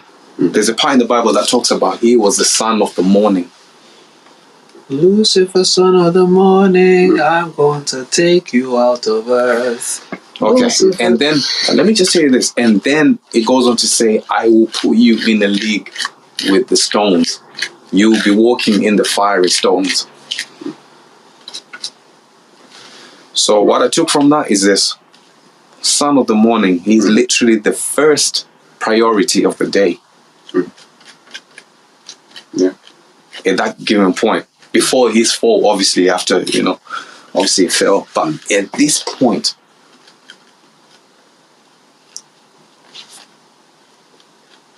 so I'm thinking, how much knowledge did this guy have? Really and truly. If he was blessed that much, if the first thing that has to be thought about in the morning, he was the first, the priority, the alarm. Yeah. What's so important about him? There's knowledge he has. I was going to say, I have an But interesting question for you as well, but I want you to keep going. No, ask me first. And I know that we've mad Bibled this out, but I don't mind because again, to me, when you read it, not as the way that it's taught, but as it's supposed to be read, Book of Eli shit, it tells you everything in there. Everything is in there. If you can deep it, it's alright. The Bible says that the devil, Lucifer, whatever, can't do anything without the permission of God. Right? And I think this is kind of to the point that you may have been going to. I believe that this idea of God and the devil that we've been taught as contrasting beings, I don't believe the relationship exists as so. And Let's make bets with each other and shit, though. on a deeper thing than that, bro, not even to just make it simple, but it's God's kid. You know what I mean? He was the hostess with the mostest. He used to turn up every Sunday, get the praise and worship going, fam. Sing this shit. And then one day God said, yo, I'm having another baby. You're going to have a little brother. His name's Adam. Okay. And he was like, nigga, fuck this nigga Adam, bro. What? What shit, What do you mean Adam, bro? This thing, blood, And God was like, nah, Adam's important. We need Adam. It's like, bro. I didn't get this praise and worship cracking all this time for you to tell me about some thing called Adam that walks on the ground with the animals, blood. We up here in the higher realm, fam. Wow. That they call heaven. We up here, bro. He made something to walk on the ground and crawl on the ground and walk with them. It piss and it shit. Look at it, blood. The fuck you mean you love this more than me? The fuck you mean, blood? Nah, you know what? Fuck you, Dad. I hate you. Fuck you, Dad. I believe that God and the devil have a relationship that exists through strain, but through love. I believe that God uses the devil to strengthen us through adversity. Meaning, I can't remember what scripture it is, but there's something along the effect of, you'll never be given more than you can handle. God will never allow you to go through more than you can take. Yeah. Again, I spoke about Job earlier. Job, real nigga, kept it real, paid his tithe, bless up all the people, I'm good, my business clean, we're moving nice. You have to imagine it in modern day concept to make it make sense, the listers and shit. You know what I mean? Job got a nice watch on his wrist, you know what I mean? He got that thing, his shirt tidy, got a good job, a nice whip. Job, good. He give his praises to God. God, I appreciate you. Look after his people. He good, fam. And God I do love this nigga Job. I do. Yeah. I do love this nigga Job. But he hasn't been through no bad shit. I've just blessed him. You know what I mean? And the devil was like, yeah, bro, listen, if you just bless me up the whole time, but I'd sing praises to you as well, fam. Life is good, bro. You know what I mean? You want to equal 10%, take that, blood. We lit, bro. We up, fam. Aye, but I bet you if you fuck his shit up, fam, he ain't gonna be on that. He ain't gonna have that same energy for you, bro. He living good now, so he gonna smile in your face, fuck his shit up and see, fam. See what he do. And God said, that's interesting. Because we're taught, again in the Bible, it says God is love, right? And what love is not what we're taught in the romantic sense, but love is an all-encompassing thing. And within love, God says, could he feel different about me if his life was bad? Okay, you know what? Go and don't do too much. You can't kill him. You can't do this. You can't just, you know what I mean? And Lucifer say, alright, bro, fuck this fuck nigga, bro. I hate all these humans since Adam fell. Fuck all these niggas. I'm gonna put my elbow in this nigga ass, bro. Fuck that, bro. And his crop fuck up, and his animals fuck up, and the cows and all that. You know what I mean? His shit start going left. And Job like, boy, it's just getting sticky, you know. But you know what? God looks after me, like, still praises, man, you know what I mean? Like, yeah, I know it's a bit sticky, but I've lived good, you know what I mean? And I appreciate that, so I'm not gonna start acting crazy. And God was like, oh, see, like, he's alright, like, it's cool. The devil was like, yeah, but, I mean, it's still the truth, bro. You told me I couldn't really do nothing to him, but, like, I fucking what? Like, his crops and shit, like, crops are gonna grow back. Am I a dickhead? But, like, like, if you let me fuck with him a little bit, you know what I mean? Like, we can, you know what I mean? We'll see what's really cracking. God understanding Lucifer, because he loves Lucifer. He, she, it, whatever you want to call it. It's like, okay. You wouldn't say this to me if there wasn't a point here. So, alright. You can't kill him. You can't kill him. That's it. You can't kill him. But, fine, go on. Lucifer, go fuck up his whole shit. What was it, like his wives left him and his children died and like, I can't remember it exactly, but Bro, let me break it down. it was fucked up shit that happened to Job. Like, There's a certain segment to when the downfall was happening, and then his wife must have said some shit like, oh yeah, you should turn on God, he's the one that's causing all of this. And then guess what he replies is saying, why do you speak like one of the fools? Like, you're speaking like a fool right now. That's what they say to her. Yeah. But I just thought that was quite interesting. You didn't call it like, why do you speak like a foolish wife? You just say like a fool. It's like, yo, In this point, she wasn't even his wife. Because it's a spiritual thing as well. Who is speaking? What's using you right now? Just say what you're saying. Yeah. So he understood that this is a foolish spirit that's trying to influence you to say this nonsense. It's almost like a separate entity onto Exactly. Yeah. But this man were functioning on certain dimension as well, because he had a deep understanding. His own friends even came after the whole turmoil. And we're like, bro, if you don't say fuck God, you are idiot, blood. Like, you know, Guess the things he ends up saying. Things like, I cursed the day I was born. Listen, because now he's whipping. This is towards the end, and before he says, "I know my Redeemer lives," whatever. But I just wanted to support what he was saying. Now, of course, and like, I was telling the story, but like the concept of it is exactly to what you're saying. It's the idea that I do believe that this thing that we call bad is just a part of the yang that exists, and I believe that God understands that, which is why, whether you believe in Christianity or you don't or whatever, whether you take it as a parable, which Jesus told, or you take it as a metaphor or an algorithm, like the conversation we had, like, however you conceive it, I believe that the idea of it is, even through the bad, there's redemption to good. But as good as you can get, there's always bad. And there always will be. But if you can stay on the cycle, man, stop playing around, man. There's some parts, yeah, and do something. I ain't small nothing. Mom probably just bought. did you man really put fam? Did you man go crazy like that? He's five, fam. This guy's always five. I don't know, fam. What do you mean, fam? This guy's just fighting and he's trying to say I'm white. Yeah, I didn't hear anything I yet. didn't even smell nothing. I'm just getting Hold me caught right now. Make your case. Tell me why you farted. Yeah, why you fighting? Creating a scene as well after doing it. But what happened though? Like, what happened? How? Like, what made you go right? You farted like. Well, no, I know his track record. Oh, Willard, are you not with this? Yeah, no. Come on, bro. Hey, what are we doing here, bro? What are we actually doing? If this guy even been saying anything, if he even been contributing to this, you been out here doing the. I don't know what the hell he was doing it. Well, you know, I'm gonna have to go, bro. You know, my back is wrapped, you know, no joke, man. That's what I'm saying. I ain't skipping.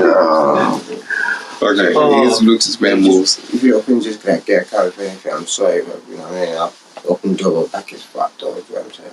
Mash up. We'll be alright getting back. Yeah, I'll be right there. But bro, because going back is gonna be a madness, but I don't know. I mean, you can like stretch and shit if you need to. Man, Man, I've been doing that since I is it like your low? Do you wanna like go on your back for a bit? I can stand on it or sit here and let him like go on your back for a bit or something.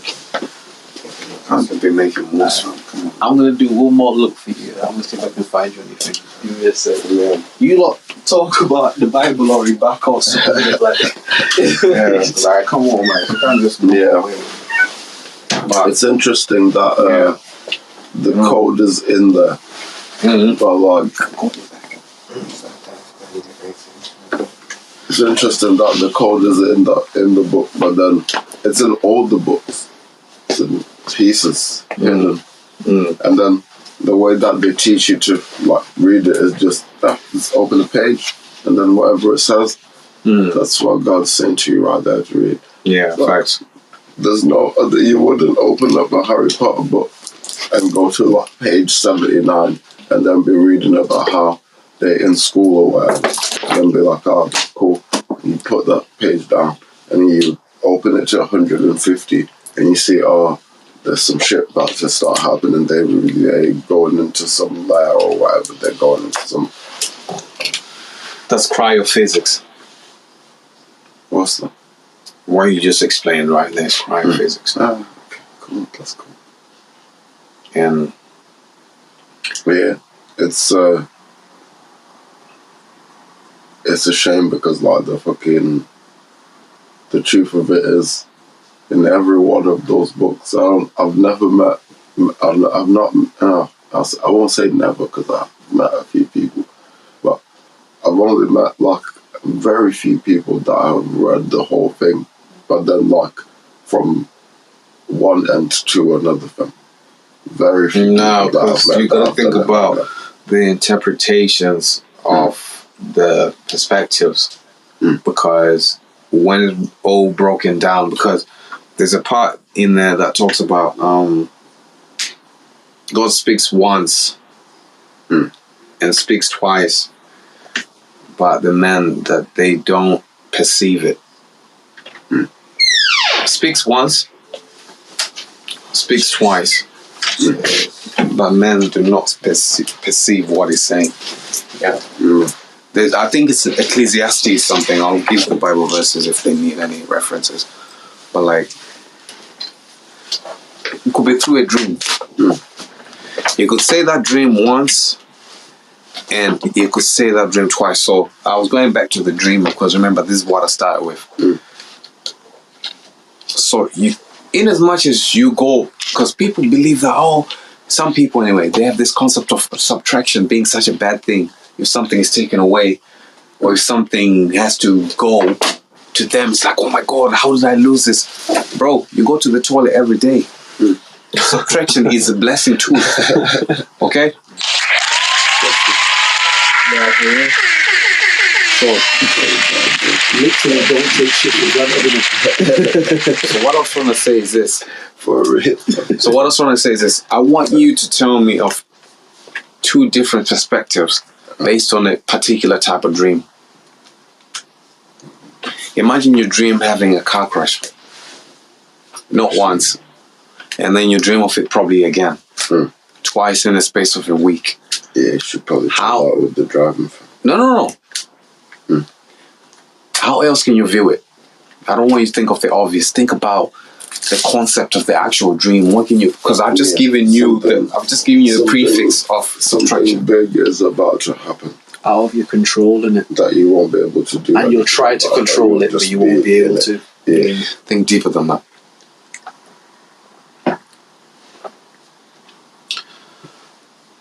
Maybe you made the wrong decision somewhere. You need to reassess your You know what? The funny thing with dreams, anything could be true, but I'm just trying to allude to something. Yeah. So like I said, we could just come up with hypotheticals in it, like going. Like we call that the diverseness of dreams. But you could look at it this way. You could be dreaming it out of your system. As opposed to dreaming it in. So it could literally be a dream that's leaving your system now. You're probably dreaming from your soul, your feelings, but then that thing is actually being taken out of your system. So one person can wake up and actually pray to God and say, thank you. I've dreamt it out of my system. I've just been to the toilet through my dream. Right. So you've dreamt it out of your system. You ain't even gotta worry about it. You ain't even gotta think about it. Live your life normal. Okay. Yeah. No, that's an interesting way to look at it, man. Yeah, that's... I've never...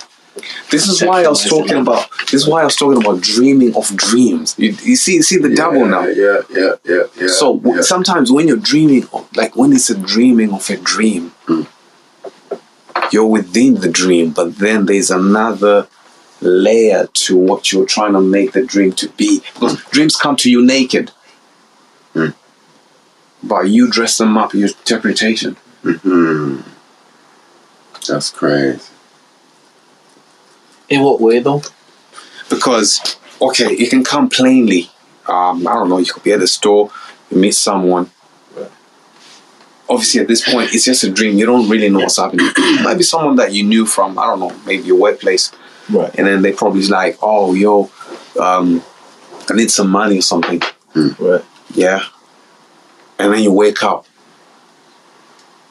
And then you think to yourself, what could that mean? You came naked. So now you've got to put answers to it. Like, what could it mean that this particular person I met this at a certain place that you know, which is at a shop? Just simple things like that. Yeah. How are you then interpreting it? Like, how are you putting context to it? How are you dressing it up? How are you adding the color? Because it comes like black and white. And then you're going to do the crayon thing. Right. Put the colors, okay, oh yeah, I know the tree is green, alright, cool. That's your interpretation of it, because you know it's a tree, so it has to be green. So that's your understanding of it. So how do you then color your own dreams? How? You can't. You can't. I think you can. Because you just, well, I mean, But I think a lot of us, you can't. Maybe a lot of us don't. Yeah, it's not a thing where you can directly infer, like, it's not always a case that you can directly infer what the symbol is. But then the understanding part probably comes from having the understanding that obviously God is not going to like write you a letter and send it to you in your dream so that you can like, because how weird would that be? You just like dreaming a bunch of written words from like a book. You know That's the dream. You know what I think it might be? Sorry to cut you. I think, like, in a way, I think God does do that, though. But it's just a language that we don't know. That's what I'm So to us, it just looks like gobbledygook on the paper, innit?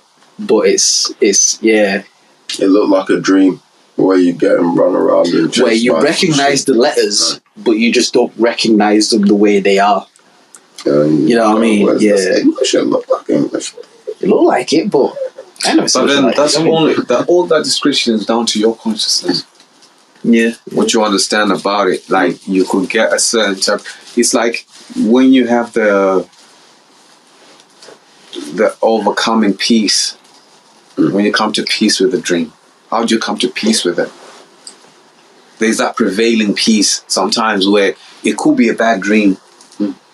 But then you could have a peace to you, like, you know what, maybe things really need to end with that girl. We're not getting along, like, you just look like it was all conclusive, like, that's it. But you wake up, you're so free. Like, maybe that's where my answer was. I don't need to be with this girl. She's giving me problems, and this dream is trying to tell me I shouldn't be with her. Or one may look at it like, maybe we can fix things. Now I may know what the problem is. I've been told through my dream. What 3,000, so it is. But one guy can be like, nah, you know what? I'm done. I'm calling it right now. I'm just gonna say, yo, like, yeah, it's been nice, but I ain't got the facilities. Do you remember a lot of the dreams that you have? Yeah, in most cases. I mean, I remember particular ones. Because I find, like, especially like a lot more recently than later, like, I'll dream and I'll remember it for a period of time. Yeah. Them ones you really need to pay more attention to them. Yeah. And I find like it'll be a thing. Say you wake up like in the middle of the night or like early in the morning, whatever, and it's so vivid. You're Yeah. like, oh, bro, like there's no way I'm gonna forget this shit. Fam. There's no way I'm gonna forget this shit, bro. I understand everything in vivid detail right now. And then you're like, just close my eyes for a sec. Write it down? I haven't, but I know that I'm supposed to. I haven't, but do you write down your dreams? Write down. I have one that I've written down. One now. In fact, I could read it for you guys. Oh yeah, read that shit, fam. Hold on. I might even. Was crazy. Oh yeah, night. That shit was crazy. So yeah, I just thought I would throw that in there. The whole thing with dreams, like, sometimes we always have all these questions, but you just gotta think of the concept of a cake. Your dream is the cake. How do you break it down? What flavor? Some people eat red velvet. Some people eat carrot cake or Madeira cake or chocolate cake. Yeah. These are all different type of dreams. And they're all cakes. They're all cakes, but even though they're all different because of the different ingredients. So the ingredients that add up to your dream sometimes could influence the cake that's coming out of it. But a lot of those ingredients cross-collateralize between, like in a cake, you need flour. Of course. You need water. There are some things that go across, but there's the different things that make the different components that make it to be. Because right now, this is a computer, but it's a Mac. It's not a Windows, right? Because of the components. They're both computers, but they're very different things in their own output. But they still do the same thing, but they're in a different light. So, your phone. I know. I'm trying to. It's like, man, like read the thing that he was gonna think. So basically, the dream is that I met bad girls at some campsite. There's a dog there. Very nice. Really? Then we were still like sneaking. The dog would like come to attack us, but it would be all like playing with us and shit at the same time. It was weird. Left the house and went into like this little warehouse thing and found like some quad bikes. And bad girls like, oh yo, there's a lake over there. We should head over there. So, interesting. So what was the message you got out of it?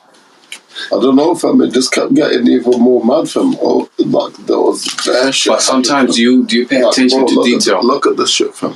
Like, I want him to read it, bro. I want him to read the shit. No, but you know what? Like sometimes because it's very good that he's reading that though. I like that because it's one of the few people. Not many people write down their dreams. Because I don't. Do you know what I want you to do? For next time, you see how you've summarized all the paragraphs. Break it down to detail. Okay. So as much as you can remember, anyway. So break down the type of place. It was all over the place, fam. There was like a. Is there any specific places that you remember? Like camping thing. There's a part where I ran through. Did you see any type of building? Did you see any type of tree? Do you know what I mean? I want you to pay attention to that as well. It was just a campsite, fam. You know what he's doing to you right now? Is what Leonardo DiCaprio did to the girl in Inception when he was taking her through the dream for the first time. He was like, yo, did you see the tree over there? He's like, did you see what happened? did you see the thing over there? Yeah. Like, look at it. Pay attention to what happens. Yeah. Like, it's even you just said there was a dog in there. What colour was the dog? Like white, fluffy. Breed, roughly. I don't know dog breeds, fam. It was a dog, man. It was a dog. It was white and fluffy. Well, that could mean something. That alone could mean. That's what I'm saying about dreams, bro. That means you've got a white dog around you. But then that's there's crazy. also infinite shit like near the end. So I'm at a bar, like at the bar, about to order some shit with someone. Wait, is this a Bear Grylls dream still? Still, this the same dream, but this is at the end part. This is the end part, or where I like stopped remembering what was happening. Right. Some lady, like way across the bar, just screamed at me, testicles. Huh? Yeah. What? That's sexual assault, bro. Right. And then I ran through like a door, and there was like a bunch of like white people, and they were all like playing pool and shit. I was like, oh, this is crazy. They were all like looking at me, and she was like, yeah, fuck that. Boom. ran through another set of doors, and there was like black people there, and there's like chaps there, like you were there. I was in the drink. Yeah, there was just like bare. Oh, God, did I get a feature, yeah? Yeah, What was I wearing? I ran into this room, and everyone was just wearing the outfits. What was I wearing? Do you remember the shoes I was wearing? I do not, fam. What food do we eat? I ain't write that down, fam. We weren't eating, it was a club, fam. Hold on, let me tell you what was happening. Sorry, man. Right. Sorry. So I bumped into everyone, right? And then I'm like, yeah, you guys look at Kendrick Lamar over there. And everyone was like, oh shit, He went to the show. Yeah. So we went over to him and he was like, hey, Kendrick, bro, big fan, all that shit. And he was like, get the fuck out of here. And there's security guys.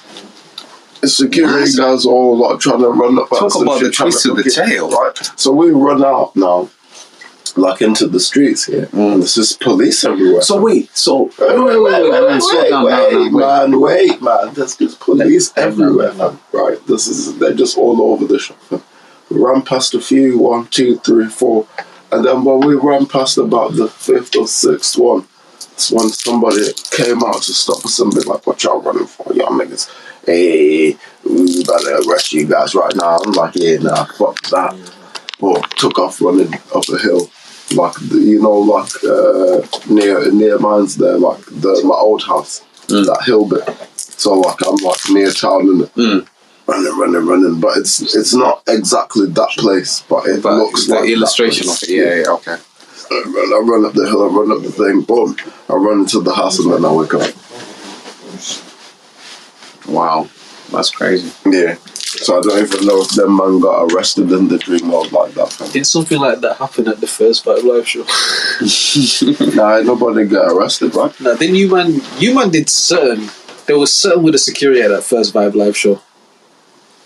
Like at that fucking like pub place where like Ed and all them came up. Yeah, wait, bro, are you talking about the one Laref in Brown? Nah. This was in Lancaster. This was in Lancaster. It was, you know, that like pubby, clubby, that place. Because I remember you had the button-up shirt and shit, and you would tell man how like you like, had certain with the security or something. No, because he kept being like, yo, you're shirting it. So I'll be like, boom, like that. But I'm like, yo, fuck, that's too up. And he's like, oh yeah, if he doesn't put his shirt on, he's going. I feel like we was there, and you was telling me a story about you and someone like getting into some shit with either like security around it. I don't know. It was a long time ago. Maybe it was the story of how I got kicked out of the club, like Jazzy Just Now. Something like that. Yeah, that was a different time, a different spot. Nah, the security there was cool, man. The only thing that he beefed about was me and my shirt in it. But it was cool, fam. They paid us and shit, fam. They paid me, bro. But what did I do? But Will, I'm just gonna ask you one final thing. After you dreamt that dream, what was your feeling and your emotion when you woke up? Fuck, I'm doing me and Bear Grylls. What the fuck? Why is the lady screaming testicles at me, fam? What? That's crazy. Nah. I don't know, just mad confusion, fam. Again, man, I think, I'm not saying I'm right or wrong, but I just think that shit like that, you just go into a different plane. You just, where you recognize shit, but you also recognize that it's different. And you're existing in it, and you're moving around how you would move around. You're like, yo, who's screwing testicles? That's like weird. Like, Bear Grylls, like, what the fuck? All right, well, come then, let's go with it. Like you would do in it. Like, I think it's literally, you know how they say, because I've never been to outer space, I can't say it happens or it doesn't happen. But you know how they say the sun, obviously the earth turns and it's the different sides of the earth that are lit and then dark, and that's night and day or whatever. It's like the same way that both sides of the planet hypothetically exists. I believe that's how your mind exists, where you have your conscious mind where you wake up and you're in this sentient being, you're in your Gundam wing droid, you're in your fucking machine. And you can get up and you can use the toilet and you can eat food and you can fucking walk around, do whatever. And I believe that when you sleep, your little passenger in here or in here, because the intestines and the brain look exactly the same, which is why it's important to look after the things that you put into your brain. But anyway, like your little passenger then goes into its other avatar. Again, GTA style, you log into your GTA online character when you go to sleep. That's going online now. You know what I mean? And if you play GTA single player against online, it's two completely different things in it. Yeah, but you recognize the world and you when you're doing your thing, but you're in a different plane, you have to operate differently. I believe it's like a similar thing like that, man. And I think, again, like, God don't make mistakes, bro. I think that we dream because there are messages. It's an actual dream world. I mean, Biggie said this was a dream. Do you know what I mean? And there's evidence, if you really think about it, this could be the dream and that could be real. Yeah, that's the thing, yeah, because he also said there's a dream, yeah. No, let me tell you something. Not because you're closing your eyes that you're dreaming. Because you're still thinking. For real. Yeah. So some people may actually get it twisted, like, oh, it only means you're closing your eyes, because there's things like daydreaming. Have you ever had a good daydream, fam? Where you're completely zoned out. But you hear, you think, but you completely in a different place, bro. Like, it's real, nah, it's real. I've had daydreams where I'm here, but I'm not here, bro. Like, if you say something to me, I'm gonna be like, oh shit, bro. What did you say, fam? Like, yeah, nah, it's real, fam. It's real, fam. So it's like, okay, think about it this way. The people that, what is the difference between us and the people that have learning disability, for instance? What is it that they're incapable of that we're capable of? Say, for instance, we all know that they can't drive a car. We can't really trust them with the car and say, yo, there's a Jaguar. You can give them a Bugatti. I mean, unless it's we determine it that way as a consensus. We can't say holistically none of them can drive. And I know you didn't say that. You didn't say that. I'm Yeah, saying you didn't say that. I'm saying in the concept of, like, depending on their level of understanding. So we're talking about the ones that are unfortunately incapable of it. Right. Okay. Unfortunately. Right. But then let's focus on the difference of the mindset, like what differentiates us from them. Are you asking or? Yeah. Conditioning. Okay. Physical conditioning, societal conditioning. If you disabled, again, I'll use the autistic example. Like, having known people have like little nephews and shit, whatever. Like, an autistic person only kind of realize they're autistic because they're told it, because the way that they conceive knowledge is like very ones and zeros. Okay, I'm autistic. What is autistic? This is autistic. Okay, this I feel like it's categories and shit. Yeah. And it's like, I think that a lot of the mental health things, I know you said learning difficulties, which kind of can go into the mental health thing a bit, but I think that, and again, not to bring up Ye again, but he had said that about his bipolar, he said that's my superpower. And I do believe that people who are either born on the spectrum or born with certain... Bro, it's like the X-Men, fam. Professor Xavier can't walk, bro. But don't fuck with Professor Xavier, fam. Because the powers he has, because he can't walk, is a different thing. I believe it's a thing like that. That's a fact. And I believe that, again, the world that we live in doesn't condition people with learning disabilities to tap into their superpowers, because I believe there's things that they're capable of. Bro, have you ever seen the video of the autistic guy, and like they fly him over the city of New York, they just fly with a helicopter and he paints the entire skyline, bro, from memory. Weatherman. What? Brother. Perfectly, fam. Perfectly as well, fam. Literally. It's like a perfect... It could be like a map. It looks like a photograph, bro. Like, it's mad. Maps. Literally, bro. They fly him over the skyline of New York. He's an autistic guy, innit? So he's got learning... Black dude, yeah. You're not one. He's got learning difficulties and shit. And he draws, the entire skyline of New York from memory, bro. Wow. What I'm saying is, I believe that the world... Western world, because we have to differentiate, because although we hear the entire world isn't like this, in this part of the world, I don't believe that they have things in place to help those people hit their Super Saiyan level. No, it makes sense. Because I believe they have a Super Saiyan level that They we do. can't attain, but because the general mass isn't like that, they're viewed as having learning difficulties. When the reality could be, we could have learning difficulties. Yeah, and they tapped onto something else, which is a fact. They could even fly a drone better than we could drive. Brother. But because they can't walk or they can't speak properly or whatever, we deem them as being, I don't want to say inferior, but being with a particular ailment. Because the way that we're conditioned, as long as you can stand up and move around and you're good and you're in your right mind, then you're good. But Professor Hawking, they say, is one of the most intelligent men that's ever lived. Still, And he talked through a computer because of an accident that happened. It's just the thing, I think, like,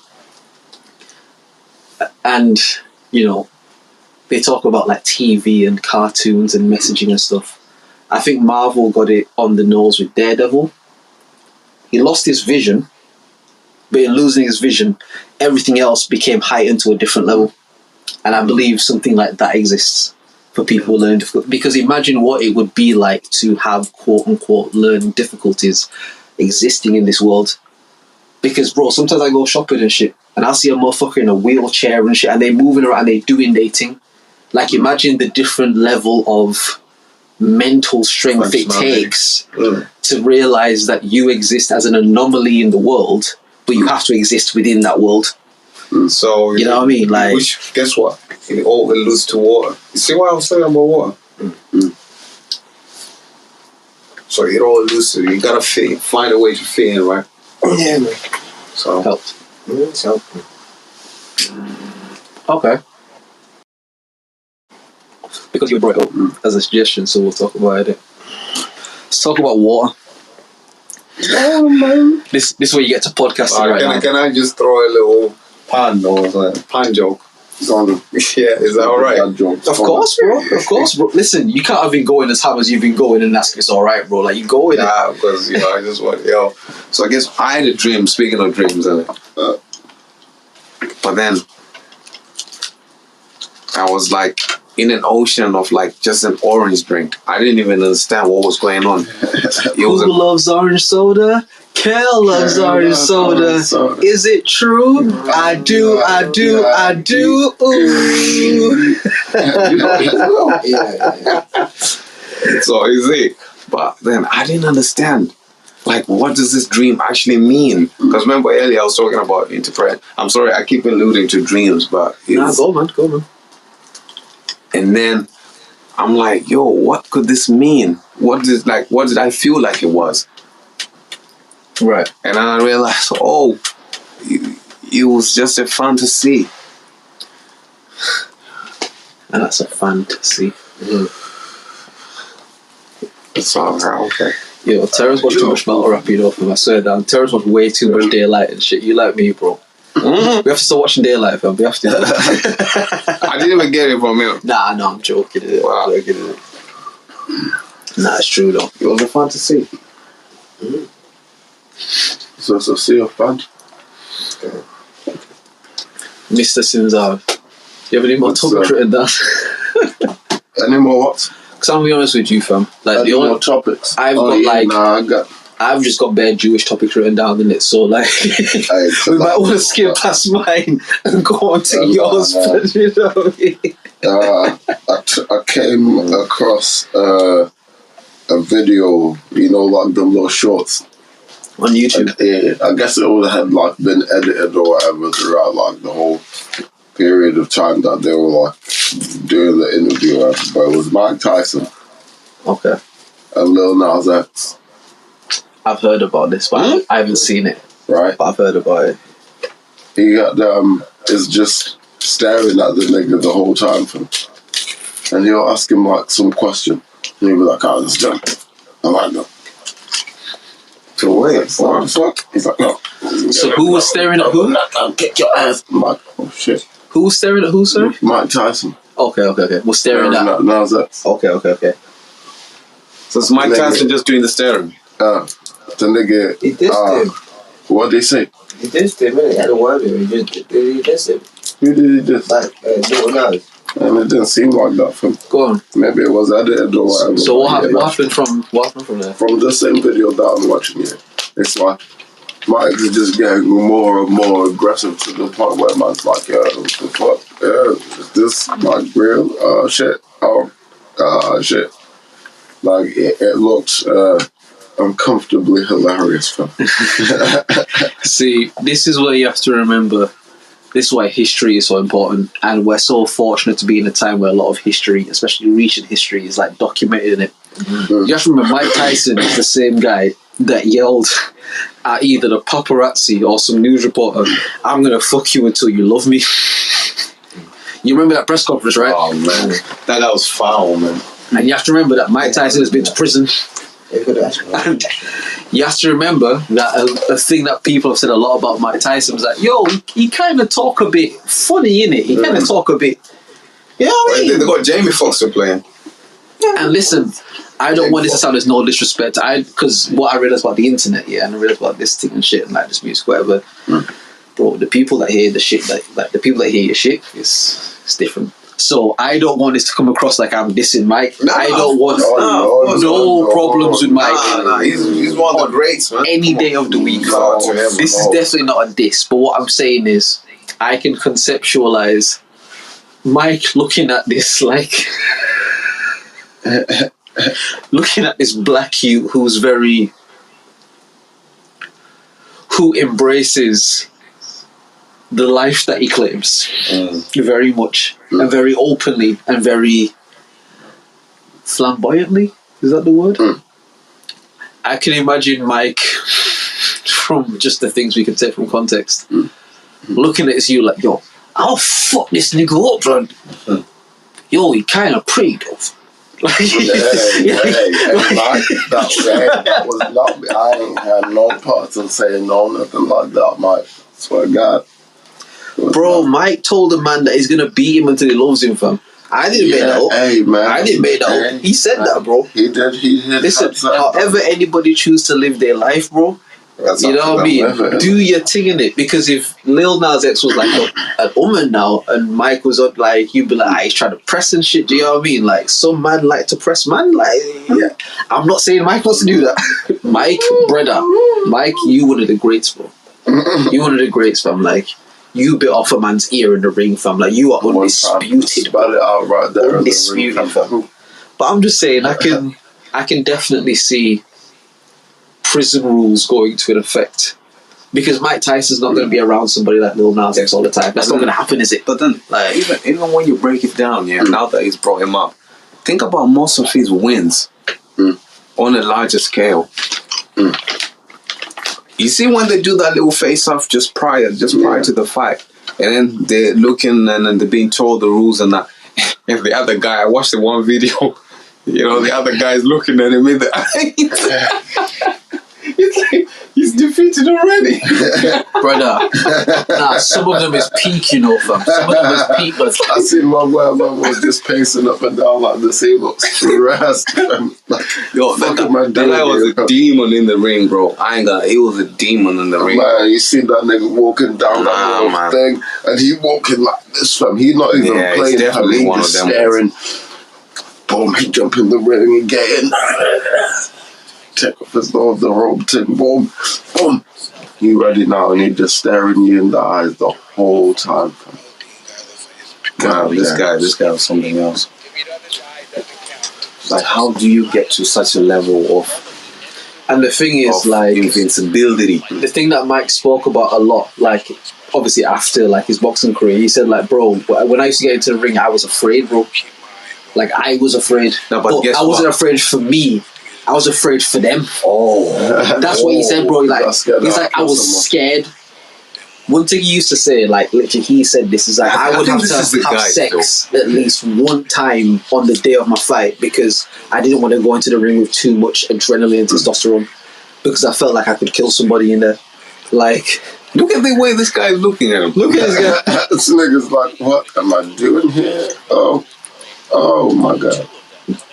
And again, I know like the Hangover films and all that, but in his time, bro, Tyson was a different animal, fam. Like, he was. Remember when he went on his interview and he went, Alhamdulillah, bro, shook fear into the hearts of white people across the world. But you know what I mean? Like, nah, Tyson was a different animal. I'm gonna stop this because we on the podcast. Goddamn. Yeah, Tyson was something else, bro. Yeah, it was something else, man. Like, especially you don't look in his eyes if you're gonna fight him. You know, now, but what does that mean, though? He gonna whoop your ass already. What do you learn from that? What lesson do you take from this? Like, just the whole idea of how he would approach his fights. Not even about, like, him, because he's saying, I'm scared for the other guy. That's the next level of confidence right there. Like, how confident are you when you face a situation? Are you feeling sorry for that situation, or you feel like that situation is feeling sorry for you?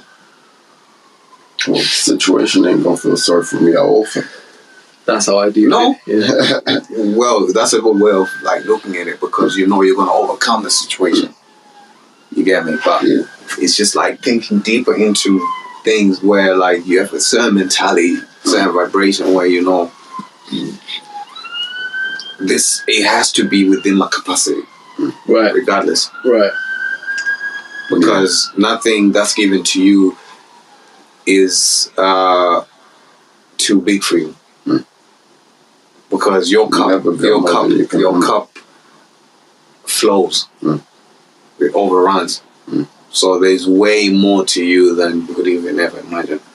But then even in that, bro, like just literally visualize that like your cup overruns. Now, if you pour in yourself a glass of water and it overruns, what does that mean? It's spilling over.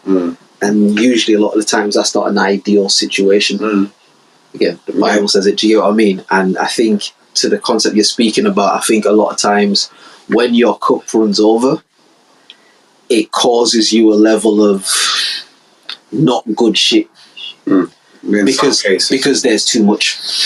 Yeah, that's a fact. Because there's too much. But that's why we were talking about balance earlier. We spoke about balance earlier. So definitely keeping that balance. Like too much negative mixed with positive, the light ain't gonna go on. So it has to be 50-50. Like how do you balance it to make the light go on? Because without positive, negative can't power on the light, and it's the same concept, isn't it? Yeah. So okay. Let me see how much of a detour I can take here. I'm gonna do a U-turn in the whip right now. Terence, are Arsenal gonna win the league? Are Arsenal gonna win the league? Are Arsenal going to win the league? They can. But I don't know. Are they going to? They can. That's what I think. Are they going to? In all fairness, it would be very cocky of me if I was to say they're going to win the league, because I'm trying to be realistic at the same time. I know what's at stake. I know the opponents. The toilet dream fam. Okay, but what I'm trying to say, I'm trying to be realistic with it. Will, this is the thing about football, sometimes we may get caught up in the current situation without looking at the bigger picture. There's people that have had experience of winning. I feel like City, we have to be if we're going to win it, how are we going to get away from City? I don't think they need to, I think Arsenal have like a lot of, I don't want to say easy fixtures, but there's a run of fixtures that ain't crazy. We got Chelsea tomorrow. That's a tricky one, bro. I can see Ultramelanins listening here. Shout out to Ultramelon and our guy. Let's big up Ultra one time, like, big up Ultra, you know what I mean? But Chelsea, although they're on the climb, Arsenal can beat Chelsea tomorrow. But let me tell you something. Yeah. There's certain energies that move around as well, because you have to analyze they're playing home. They're just coming off from a defeat. So what usually happens is they know they have to win, because they're coming from, bro, they got beat by Brighton Munich from 4-1. Brighton Munich is sick. How did they lose 4-1 to Brighton, bro? I was like, but then at the same time with football, because obviously the manager, is a new manager. He's been there for almost 2 months or something. I know tomorrow's energy is going to be on the high because they're playing home, so they're playing with a statement. So it's games like that. I have to really think, okay, we have what it takes to beat them, but a game of football, you can never know. Because remember, once upon a time, like I'll take it all the way back to like the Mourinho days, when Arsenal will go Stamford Bridge, he'd be like, "Try and get a draw, fam. Like try and get a draw, get a result. Like the game tomorrow, like Arsenal could win that game, fam. Fair play. Arsenal could win that game. I like your confidence. Listen, I don't support Arsenal. I'm a former Arsenal supporter, but I gave my membership card back in it, like. Oh no, he's still waiting for you. I just decided that football wasn't worth the heartbreak in it, so I just said, I can't do this anymore. Do you know what I mean? Can you press a button for that? Wow, are you still bold? Yeah, I remember when that happened. It was the Wednesday night Champions League final. Arsenal Barcelona. That's the day when I was like, nah, you know what? Because I cried real tears, dog. I was in the living room. Tears streaming down my face, fam. Bro. Can't believe it, fam. Bro. Can't fucking believe it, fam. Do you want to know where I was when that was going on, fam? This when I was deep in it. Bro, my mum had a church thing going on. And we had to go to church. And I was like, Mums, let me just stay in the car, because they had the fucking Talk Sport radio on with the fucking game commentary. I was like, no. And God bless her heart, she was kind of like, all right, innit? I'm going to run some errands, son. Listen to your football and shit. Brother, I was in the whip when Sol Campbell scored, bro. You would think I was having an epileptic fit, bro. I went mad in the whip, bro. I went insane, blood. Because this is Ronaldinho's Barcelona. You have to remember, this is Ronaldinho's Barcelona. This is Eto'o's Barcelona. This is Deco's Barcelona. Do you know what I mean? I remember that fight. I remember it's like, Arsenal with the corner kick. Da-da-da. So Campbell has 1-0 to 1. I'll be there. Fuck it. You know what I mean? I'm going mad, bro. Brother, I remember it's drawing up, and all I'm thinking in my mind is like, all right, bro, just the more minutes go by, just run the clock down, just run the clock down, just run the clock down, innit? And it got to like, it was like 70 something minutes in it. And was it Silvino? Was it Van Bronckhorst? I feel like it was their left back that scored. I feel like it was Silvino, but I can't remember. But Belletti. There we go. I remember they scored the equalizer, bro. He literally legs our goalie, fam. Was that Almunia? Yeah. He was so whack. I remember being like, why'd you even start this nigga, fam? No, it wasn't that. Because earlier on, because we were winning 1-0, then Eto'o goes 1-on-1 with Lehman. Lehman fouls him and gets sent off. I get sent off. Yeah, yes, yeah. He's right. But it wasn't a foul when they checked it on the replays and shit. It wasn't even. He was given a red. But this was before VAR and all that shit. Yeah, way before. That's when. And they showed it on the highlights, and even the commentators were like, "God, they've been robbed there." Nah, man, that was a penalty, and then they scored it. And then our man went off, and then with Almunia, this guy was so whack, fam. I remember one of the worst goalies we've had. We've had, and Arsenal have had some bad ones. And then, so to top it off, that's when that defender Belletti guy scores. He makes them to make it 2-1 right at the end, fam. And we lost that final, brother. Because in my mind, when it went 1-0, I was like, alright, but if man can maybe just hold on, get the extra time, maybe like Henry, you know what I mean? If you get Henry through, then maybe. Yeah, tried. 2-1, bro. 2-1. And it was that summer Henry said, "Yeah, I'm out, bro. Yeah, I'm not doing this no more. I've put this club on my whole back, fam. Like, yo can keep it now." To be fair, that's when it fell apart. Yeah. In all fairness, he tried though. It was literally from that game. But then fast forward because people talk about, because there was a documentary about us. Like, I remember the guy who supports United, my sister's husband, younger brother. He's a United guy. I remember when the team first dropped, he was like, Arteta, what are you saying about Arteta? Because I think we finished 8th, about a season ago, or 2 seasons ago. We've been finishing quite low. But leading into this season now, when miraculously, like, everything just turned out to be nice and they've been playing really well. But then I just think of all the slander from before and thinking, wow, people really just thought we were out, but we were done out. I slandered the fuck out of Arteta. I I'll did, let you fam. know that. I slandered I did, the fam. fuck out of Arteta. Absolutely. Oxtail But then- hair, soy sauce hair, like But people didn't. But Valentino's on the but Will, touchline, like all of but that, Will, bro. if I was to show you the lineup right now, guess what? Jacket. If I was to show you the lineup, how it was the time he came in to the lineup of now, the Arsenal now, the current Arsenal compared to the Arsenal he came in, because people were not trying to be patient with them. Nah, legit, he's right. He's right. And we went back on the thing and said that, innit? I remember I was saying, like, bro, we cussed him, yeah, so we have to give him his credit. Because you can see he got the dead wood out of the club. Your Aubameyang's and all the, like, he got all of that out of the club and introduced philosophy again. You know what I mean? And, like, all of it seems like these players believe in him. Yeah, they do. Where we clowned him and shit, these guys believe in him. And that was the shit that Wenger did. If, like, we can't remember because he started before we were able to conceive football, but when Wenger first came into it was that whole thing. He's bringing these foreign players and these unknown guys, and he's bringing a right back and converting him to a centre mid, and he's bringing this winger and making him a he's doing this weird shit. And at first people are like, bro, who the fuck is this guy doing? This guy that used to play football who wasn't even that good. What's he doing, fam? But over time, it's like, oh shit, he's Wenger now. Yeah, you know what I mean? knows. And it's like the Arteta thing, from what I can see, like, it definitely seems like he wanted to introduce a philosophy to the club. You know what I mean? You have to remember that he studied under Guardiola. Yeah. He was with Guardiola. He's you know what I mean? literally a Guardiola apprentice. You know what I mean? And it's like, you can definitely see what he tried to put on his club, and look at the talent that's flourished out of that. Like, without something like that, you don't really get a Saka.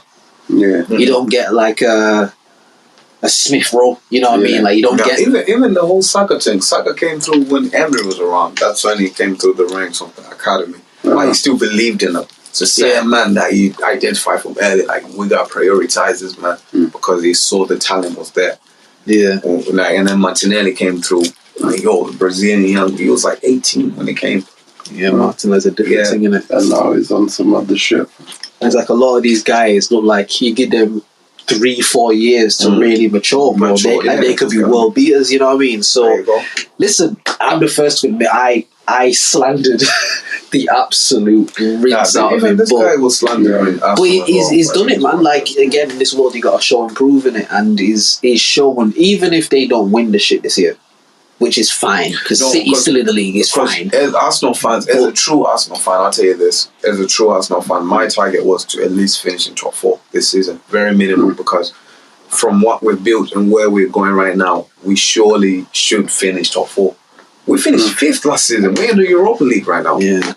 Like, I'm thinking, bro, we could have been with these men. Like, Liverpool just qualified. They ain't even having the best of seasons, bro. Liverpool are tired. Funny enough, they've found a way. You have to remember, Liverpool played every single game of football that could be played last season. Damn. They were in every competition that could be in for a season, on some FIFA thing. Nah, for like, their team is knackered, bro. Salah's sick, yeah, but their man are tired, bro. Now, to be fair, their I whole could even team tell is tired. from what. Imagine this, on top of it, he was still going Egypt, he was still doing the African thing and all that. These man still playing day in, day out. That's why they miss Mane, bro. Man, like him, that energy there. That Senegalese. You can see the energy's not there in it. Like, energy, anytime I've seen them kind of, because again, I don't follow football massively, but I try to keep up with it enough so I can have a conversation about it. Podcast. So, like, whenever I've seen highlights of them, that's all I get from their team. They just look knackered. They just look exhausted. But then you gotta realize this. Klopp is not. Klopp came in with a forward-thinking mindset, and then he got comfortable. So sometimes you can come in, your dream is actually multiplying, but then over time, because you become so comfortable, because he's now used to Champions League. I think we won Champions League 2019. Yeah. So that team now became. But then you get started. People learn you. Managers be learning all this system. Now they know how to counteract the Liverpool's play. So now it's changing formation. Bro, how does it still start? Man like Milner over Trent Alexander-Arnold. This kid is near enough 40, bro. Milner is a workhorse, though. Bro, I don't care. Bro, did you see what Jadon Sancho done to him? Ancho, No. you know the United guy. No, that's it. He's sent straight to retirement. That's the game I God. said, yeah. Sent me to the retirement home. That's crazy.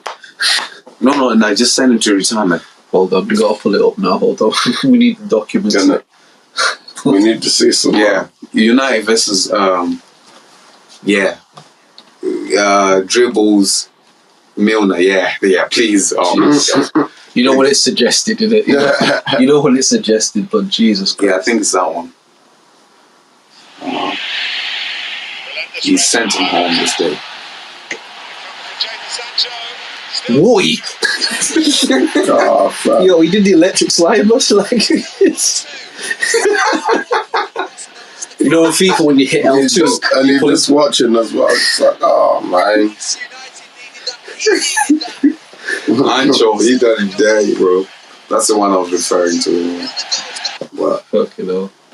like, so when I look at football and I look at things like this, he's not able to read the game as fast as Sancho. Sancho already calculated all of that, bro. The way football is moving, you gotta keep buying fresh players. You gotta like refresh the system.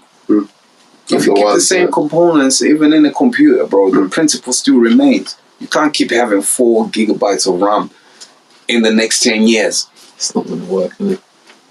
He gonna need like. In as much as it was so efficient in this day, it's not going to be as efficient to this current time. So it's actually that's Remember SD cards, Bro, there used to be whole computers that had 10 megabytes on it. A whole computer with 10 megabytes on it, but the whole big thing, 10 megabytes, and that was cutting edge. And near You know enough, what I mean? 20, I don't know when, they're talking about petabytes. Yeah. What's that? The one after terabytes. Because terabyte is a stack in it. 1,000 of gigabytes. So I'm thinking that would be 10,000. No, another 1,000 terabytes. No, Into a because that would petabyte. have been 2,000 terabytes. I was going to say it'd be 2 terabytes. 2 terabytes. So Oh, okay. times 10. Yeah, times 10, yeah. There's 10,000 Yeah. gigabytes or Yeah, 10 yeah. terabytes. There you go. And then we go into petabytes. So it's moving. So my point is like the concept with him, I don't know, they've been saying this 7 year demise, whatever. Every time he reaches the 7th year with the club, there's always some type of demise that happens. I think there was a team he got relegated when he was still managing one of the teams in the German league. Club. And right now he's in his 7th year with Liverpool, so they're saying it's the same thing. Yeah, That's going again, on. I think like it's an aging clock, squad. I think like the squad has gone past their glory days. Nah. They can still do a job, but you can't rely on this in like the next 2 years. You know what I mean? They've been I think- figured out. They've been figured out.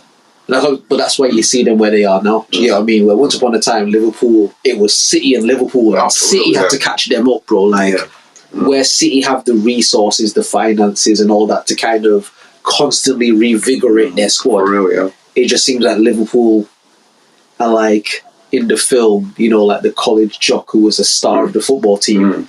But now he's just a 30-year-old guy, but he's still trying to live in like his high school glory days. Yeah. Like that's what Liverpool are. Times change. now.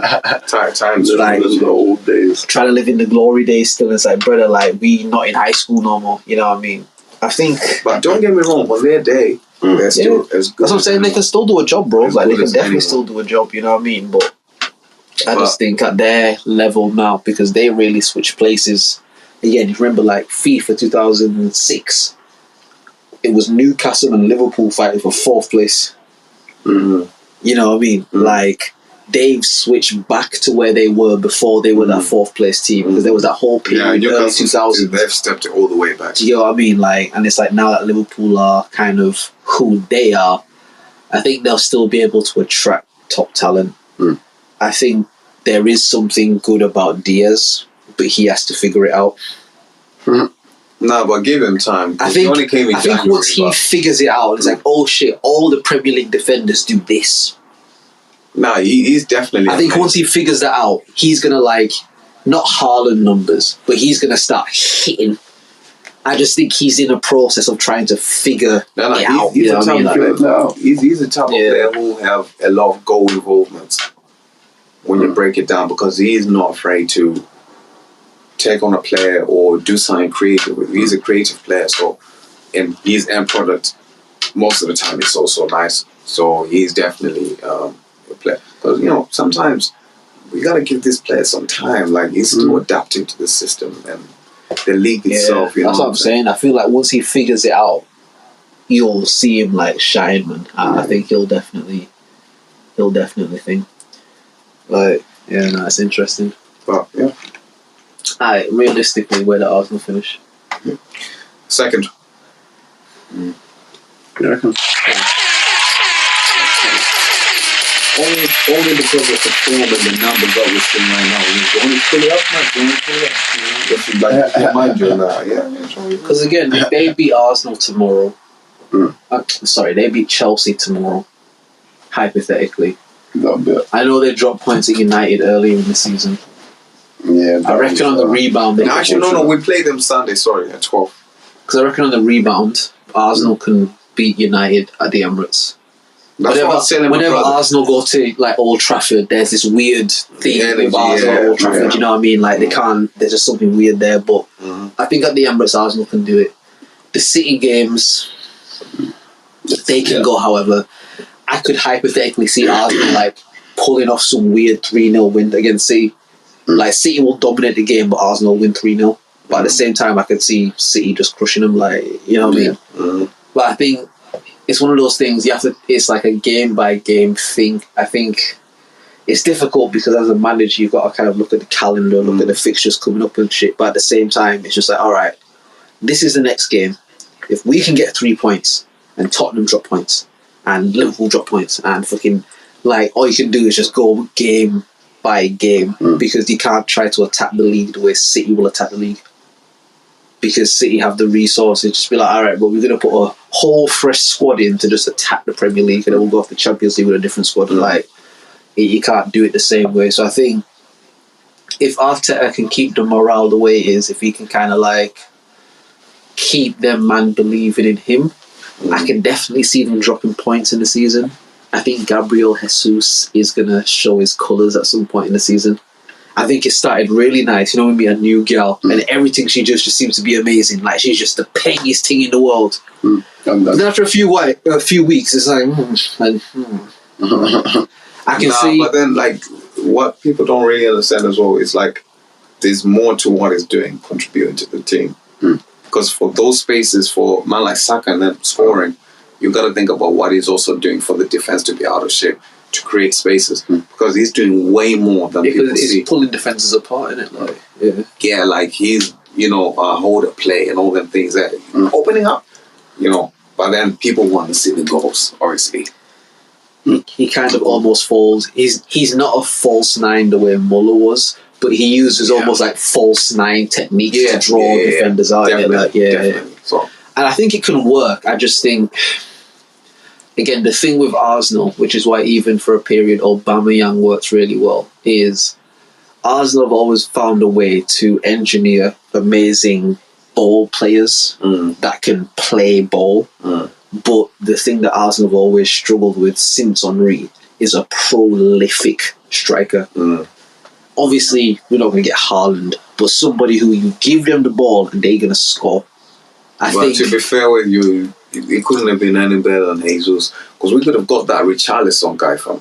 Yeah, that would have been a joke. That would have been a joke. Like, I don't rate Richarlison as much as Jesus. I think Jesus is world's better, because I look at Richarlison. Think about it. When he's going for the ball and everything, he's the type of player that if a defender just touches him, he's gonna start crying. Yeah. You need to score first. Bro, he moans. I'm like, bro, just get on with the game. Watch some of his games for Tottenham. It's like just like that. Oh, my ankle. There's two type of South American players in it. There's the Neymar type, and there's the Alexis Sanchez type. I'll be surprised if he's in that Brazil team for the World Cup. There's the man that just dive all over the place, and there's the man that have that what was his name that played for United from Tevez, but that Tevez dog spirit. Carlos. You know what I mean? Like Carlos. He was a guy, bro. Yeah. He was a guy. Remember him and Rooney, bro? Oh my goodness. Them two were like niggas from Rooney and Ronaldo, wasn't it? Oh my days at United. I think that was their best three, It might have been. I think that was their best three. Team, oh man. They won the CL with it. Or 8, right? Champions League, yeah. Yeah. Against who? Yeah, they beat Chelsea. They beat Chelsea in the final. Yes. Yeah. So Yeah, it's Tevez just was a dog for them. same players, like, you know. Fam. Ate food, did it? That was the scary game from. We got United from. Yeah, the Old Trafford thing was always United are coming to. Fucking hell. Do you remember when Van Persie first went to Man United, bro? And then they clocked Man 8-2. Do you remember that 8-2, fam? Nah, it wasn't 8-2, it was 6. I think it wasn't 8. Well, come on. It was 8. 8-2. Nah, it was 6. It was 6. It was 8-2. I don't think you're right, you know. Huh? I don't think you're right, you know, Dennis. What? I think it was 8-2, but yeah, but it was not 6, bro. It was not 6, bro. Okay. Do you know what my point was? They won by 6 I'm not goals. clip that shit. I'm not putting that shit on. Yeah, you can't give him more. I was gonna say I'm not watching that shit, but Nah, United won by 6 goals basically. This is they also. won by 6. Yeah. This is also another game that it confirmed why I handed my card back. Oh, really? One of the games contributing to it. No, not contributing. It just I think this was confirmed I think that this it was was one a of the. good idea. Yeah, I was But gonna Will, say I but feel Will, like I did it before this game. This is 2011. No. This is this is an acknowledgement of Will the it? fact that that was a good decision to hand my card back. But You feel Will, good about yourself. Because I laughed. Will, this game, this is 2011 from you spoke about you left Arsenal, I think around about 2015 from what you said earlier. So for me, you were still Champions League final, fam. That's That was in 2009. 2015, fam. The Barca final. Wait, is that when you gave up on Arsenal? Yeah, time ago, fam. But when I met you, you still spoke about Arsenal. You still say you just supported Arsenal. You even chose Arsenal on the Yeah, game. but in the, That's the in the sense remnants of still with like, it. Like, yeah, that's the Yeah. remnants. It's like, Nah, he's trying to disown them too early. You was still in touch with Arsenal fam. This guy's trying to do it, bro. nah, like, I definitely, for me, it was maybe the second or third year I was in Wolves. I was like, yeah, I'm no, fuck that, no. You must still supported Arsenal a few years back. For real. You know what it was? I think it was them Bayern Munich days when we lost the Champions League. 92, fam. I have a video where I'm just laughing. I remember You still that got shit. video. I remember that shit. Fucking And he's just laughing for like a minute or two. He's just laughing on Wait, the is that the one you hold? Yeah. Oh shit, yeah. Wait, you sent it to my man as well. That's how she is. Yeah. Because you sent it on the group. Yeah. That's when I saw it. I was like, oh, nah, this game over. I think from then the I can funny part say is- that's when you was right for you. That's when you handed back the There was card. like a little vein on my forehead, right? But nah, I he was wanted to remember creasing, that but Guy he was is just big time, creasing. bro. But inside, I was crying, fam. Slap these niggas, fam. Again, fam. These niggas, But fam. it is what it is, man. Like one of them days, I think we're definitely at a very good level now. And Yeah, if City that's don't something big. really tighten up, we can show them that we were tight enough. You know what I mean? And I think we can overcome. But I think we can probably finish second. Only because, according to the history, the first 10 games, the teams that have started the very best after 10 games, usually 90% of the time end up winning the whole thing. So, based off of on that, I think we can build up and make something of it. As long as they don't lose stupid points, which Arsenal have a tendency to do in it, like just Nah, well, drop points where they but then shouldn't. if you look at the difference now, certain games that we've drawn this season, I think we've drawn like 3 times. Those type of games, like if it was last season, we would have lost them. There's certain ways that they Like handle the Palace game and shit. exactly. Like, We yeah. could have lost that last season. Yeah. So the mentality is shifted as well. I think this guy's Zinchenko coming in, and obviously Jesus. He's not from Like, City, innit? They're both from City, Yeah. Jesus and thingy. So it's like maybe the mentality is like they're more feeling like we're actual winners because we're playing with some winners. Them man just won with City last season. Jesus and Zinchenko again. So that mentality coming in it's true. contributes to the overall mentality and the energy in the team. So just see where it goes. Building a nice little close-knit. For sure. Again, structure. like me, I like to just keep it true in it. At the time when I was cussing, man, I felt that. But you have to be honest and be like, nah, I can see it, and I didn't see the vision before, but I can see what he was trying to do, and he's. I'm still not 100% sure that he's the guy that can get them across the finish line, but I'm open to being wrong. There's a potential. I'm open to being wrong about that. Okay. I'm open to being wrong because, again, he seems to have enough kind of in his tank to not only introduce a philosophy but also spot talent. Yeah. Because this generation of Arsenal youth, this is like the best generation in a while of youth players from the academy. This is by far the best generation in a long time, innit? So him and his staff have the ability to spot talent and nurture talent. You know what I mean? And if that's a philosophy he moves forward with, man, it could be some good shit. Yeah, could be some good shit. So I tell you, do your thing, bro. I used to cuss this nigga, this Everton midfielder managing the team, and that I used to cuss him, bro. But nah, bro, you have to give man flowers from it's one weird man like William, freaking David Silva. What was his name? The defender from Chelsea. Sancho Bob. David Luiz. Sorry, yeah, that's Sancho Bob. Is that what you called him? Because you know like Sancho Bob. Oh, I don't know who's from The Simpsons. From The Simpsons. Oh, with the one that would step on the rake and go. Oh yeah, the voice of Frasier. I see the visual, but then it's when we had them man in there and flipping. I look at that guy like he was a comedian, bro. He wasn't even a footballer. Exactly. What's his name? No, not John Louise. I'm talking about. They had the defender with the German defender we had. Mustafa. Oh my Mustafi. Oh my goodness. The German geezer with the See that Mustafa guy, yeah?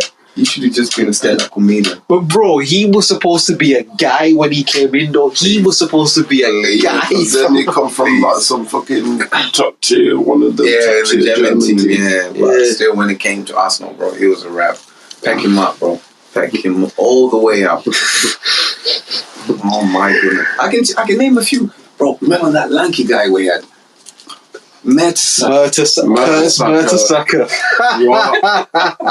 Nah, he was a stand-up comedian. He was Dave Chappelle, but right now he was jokes, fam. Because you know someone who just can't run, but who just has no ability to even run on the pitch, bro, chasing down these speedy wingers. But near enough. I said to Taps, I remember talking to Taps about it, and I was really serious, like, yo, they need to call up for NBA or something. That's them NBA heights, so you might just go play basketball or something. What's he doing in that defense for us, bro? It was a weird man like Aguero. When we play C, you know we game. Aguero, David Silva, oh my days, this guy was so slow from me. I feel like when you look at the Arsenal now, yeah, you can see progression. At least, no, definitely, man. There's much progression. Like this even now, the keeper. What's the Arsenal keeper's name? Yeah, we had Czech. Well, I think it was Czech, and then what's the keeper now? Is Ramsdale. Yeah, he's like on things in it. Like Ramsdale was amazing. Yeah, he's on things in it. He even got the England call up and all of that. So yeah, man. Nah, they look in a healthy position, man. I'm still not an Arsenal fan. I've still handed my membership back. When we win the league, you come back. Sorry. Just glory support. Fuck it, but fuck it. Yeah. I know you'll come back. Your card is still waiting for you. They need to overturn that game, fam. They need to run VAR on that match and make sure that them boys get their medals, fam. Which match? And they get to lift up that trophy, that Champions League final, fam. You know what that one was fucked, yeah? You know what that one was fucked, yeah? Because I remember at the time. Another one. Right now, it's going to be even sweeter. Nah, it's not the same. Let me tell you something. You have to remember, at that time, Arsenal would have been the first London team to win the Champions League. That was the thing. They would have been the first. But bro, sometimes it's okay when you look at it that way. I look at the bigger picture. Even the darkest night must give way to the brightest day. Yeah, so let that be the dark night. Guess what? The night doesn't last forever. It's okay. It's okay, bro. It's okay. But then there's a brighter day coming, bro. And I feel like it's gonna taste sweeter because you see all these men I've been talking about. Oh, you man don't even have no Champions League. You man, guess what? When we finally get it, we can say, man, we've tasted the final. The certain teams that never been even in the Champions League or even in the final. Yeah, okay, the Chelsea is the Liverpool. So what? We're all equal. We've all won it at this point. Who cares when you won it or whatever? Tottenham won the Champions League before Arsenal. Bro, imagine that final. Remember that final with the one they had with Liverpool? Thank God, that's the time Liverpool won it. 2019. Yeah. They faced Tottenham from. If Tottenham won it before Arsenal, bro, like, yeah. I may not even say the word Arsenal again. Do you know what I mean? I won't even say the word, bro. Like, yeah. I'll call them to confirm if they still got my membership card from, and be like, yeah, good, just keep it right there. Bro, I would do like Pro Evo, like back in the day, call them North London Red Fam, like, you know what I mean? Like, North London Red FC. Unlicensed. Yeah, legit, bro. Like, this man were like. if Tottenham won that shit, but this man were, what was it? Merseyside Red, was it? Merseyside Red, Was it Merseyside Blue. Yeah, that's Liverpool, Everton. There was Man Red. Man Red, yeah. Yeah. Man Red. Yeah. I think it was Man Blue as well, innit? Like, Man City. yeah. But Chelsea were like West London something. Blue. Yeah, like West London Blue or something like that. Yeah. We were North London Red, innit? Man, these youths don't know about that shit, man. The Pro Evo things, where they would change like one letter in the name or something, like Romaldo or something And like you know, that. Like, and you know what's proper like controversial? But them early Pro Evo games, I feel like the gameplay was better than FIFA. Nah, I ain't gonna lie. Yeah. Some of the finishing on there was Pro crazy. Evo, them times there was Pro definitely Evo better. 5, bro. There was this Pro Evo, I think 6, when Adriano was shooting. It was 9-9. Was that with Adriano on the cover? Yeah. Oh my goodness, bro. Yeah. The football in there was crazy. Like, I remember after school, like, make sure, like, we're all playing pro, and we have like tournaments and shit. People like, sometimes we even put money. Yeah, like you're playing for and like that was 10 or something. when Martins was at Inter Milan as well, innit? Oh my God, 99 pace, innit? Everyone was Bethany Martins, innit? Bro, that guy was a robot in that game. Yeah. 99 pace, 99 acceleration. I tell you who was hard though. Thierry Henry in Pro Evo 5 in Shevchenko. Oh my god. Shevchenko. Impossible. Oh my goodness. Yo, them times are crazy in football, man. I ain't gonna hold you, bro. How did they advertise like what even was the front Ibra was cover a of it? machine as well. When he was in Juve. Ibra's been a machine across the board, to be fair. Like, for real, man. He's one of those guys that never really hit the heights he was supposed to hit, but you respected his hustle in it. Like, you saw that. Yeah, you're him in it. Like, No, his jet is crazy. Yeah. He came to United. You guys want to sign with him as well, I think.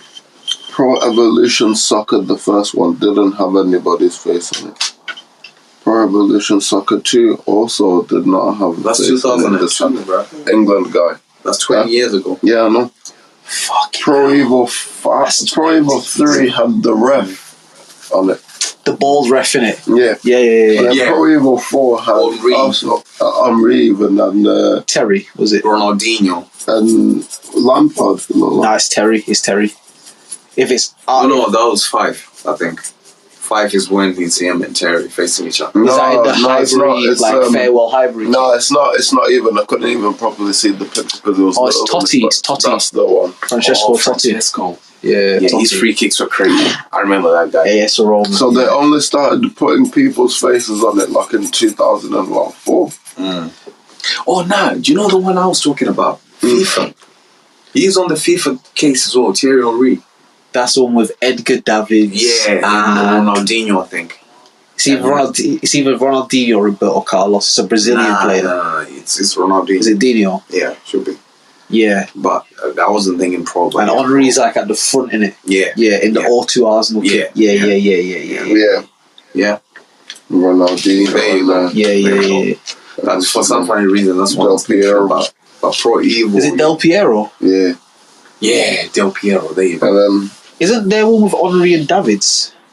Nah, that's with Ronaldinho, that one. Wait, so who's in the Henry one? Is that's 2005, isn't it? 4. Yeah, 2004. I'm talking about 2005. Which one's 2005? Who was on? I know you was Thierry. Rooney. Rooney and Henry. Thierry Henry. Okay. Yeah, this was the best era Which is of the one football. with, so Edgar Davids must have been 2003 then, Yeah, he was 2003. Yeah. Must have been 2003. Yeah. Who was Davids on the cover? Daris. Check 2003. 2003. Ryan Giggs and Robert Charles. Yeah, Edgar. That's your it. boy. That's it. Yeah. Yeah. That's what I remember. Roberto Roberto Carlos. That's what I Carlos. remember. Okay. Yeah. Robert Charles. Yo, do you remember the Jogger Benito adverts? Yes. Yeah. I recently The was showing Pepsi somebody and one. couldn't believe that they hadn't seen that shit, fam. Bro. I was like, what you those mean you are ain't some seen that classics, shit, man. fam? Those are some true classics right there. Bro, like, this is an era of football, you know, fam. The This best, is like, fam. The best era of football, fam. fam. I remember when this commercial, like, fucking hit the airwaves and shit, fam. Experts. When it comes to running a small business, The OnlyMans podcast is taking a break. Oh, let me play the music in it. Cantona. Yeah, keep going, well, yeah. Fam, I've watched those videos millions of times, fam.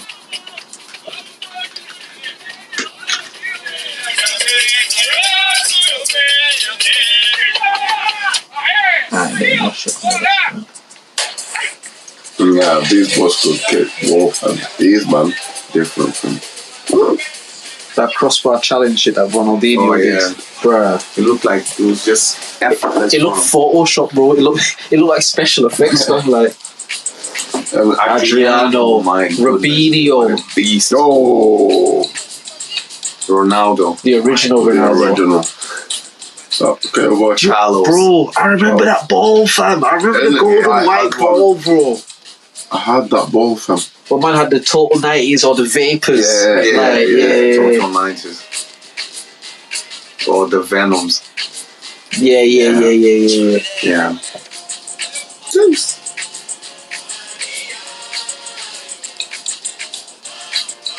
Oh, these ones used to pepper, you know. But I remember when these ones used Robinho to... was there. Isn't that class as well, isn't it?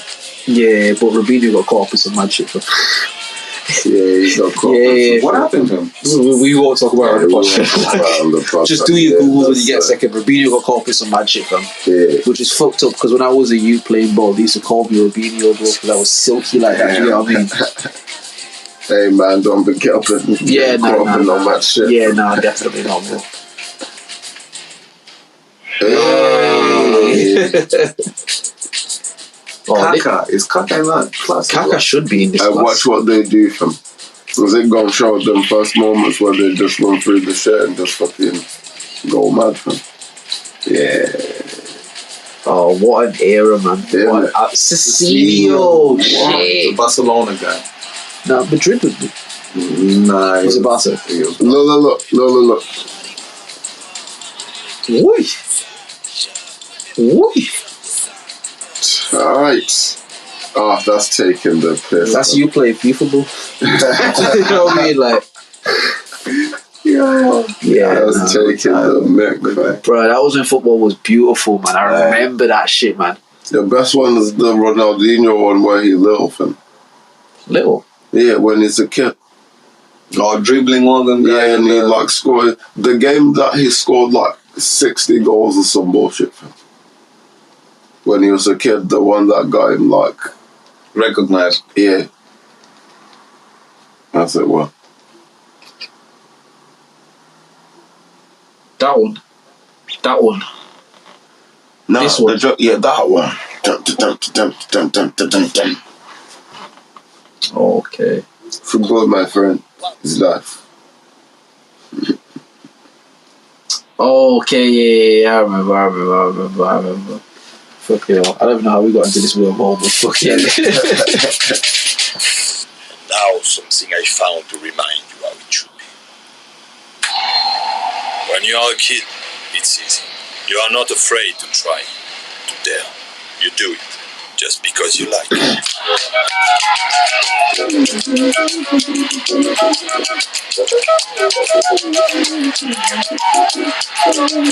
Giving man up from the youth, you know,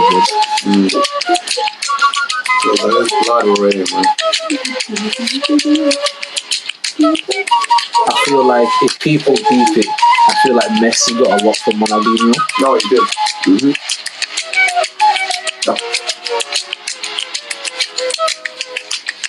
So my This guy, Bro, do you remember the Ronaldinho era, bro?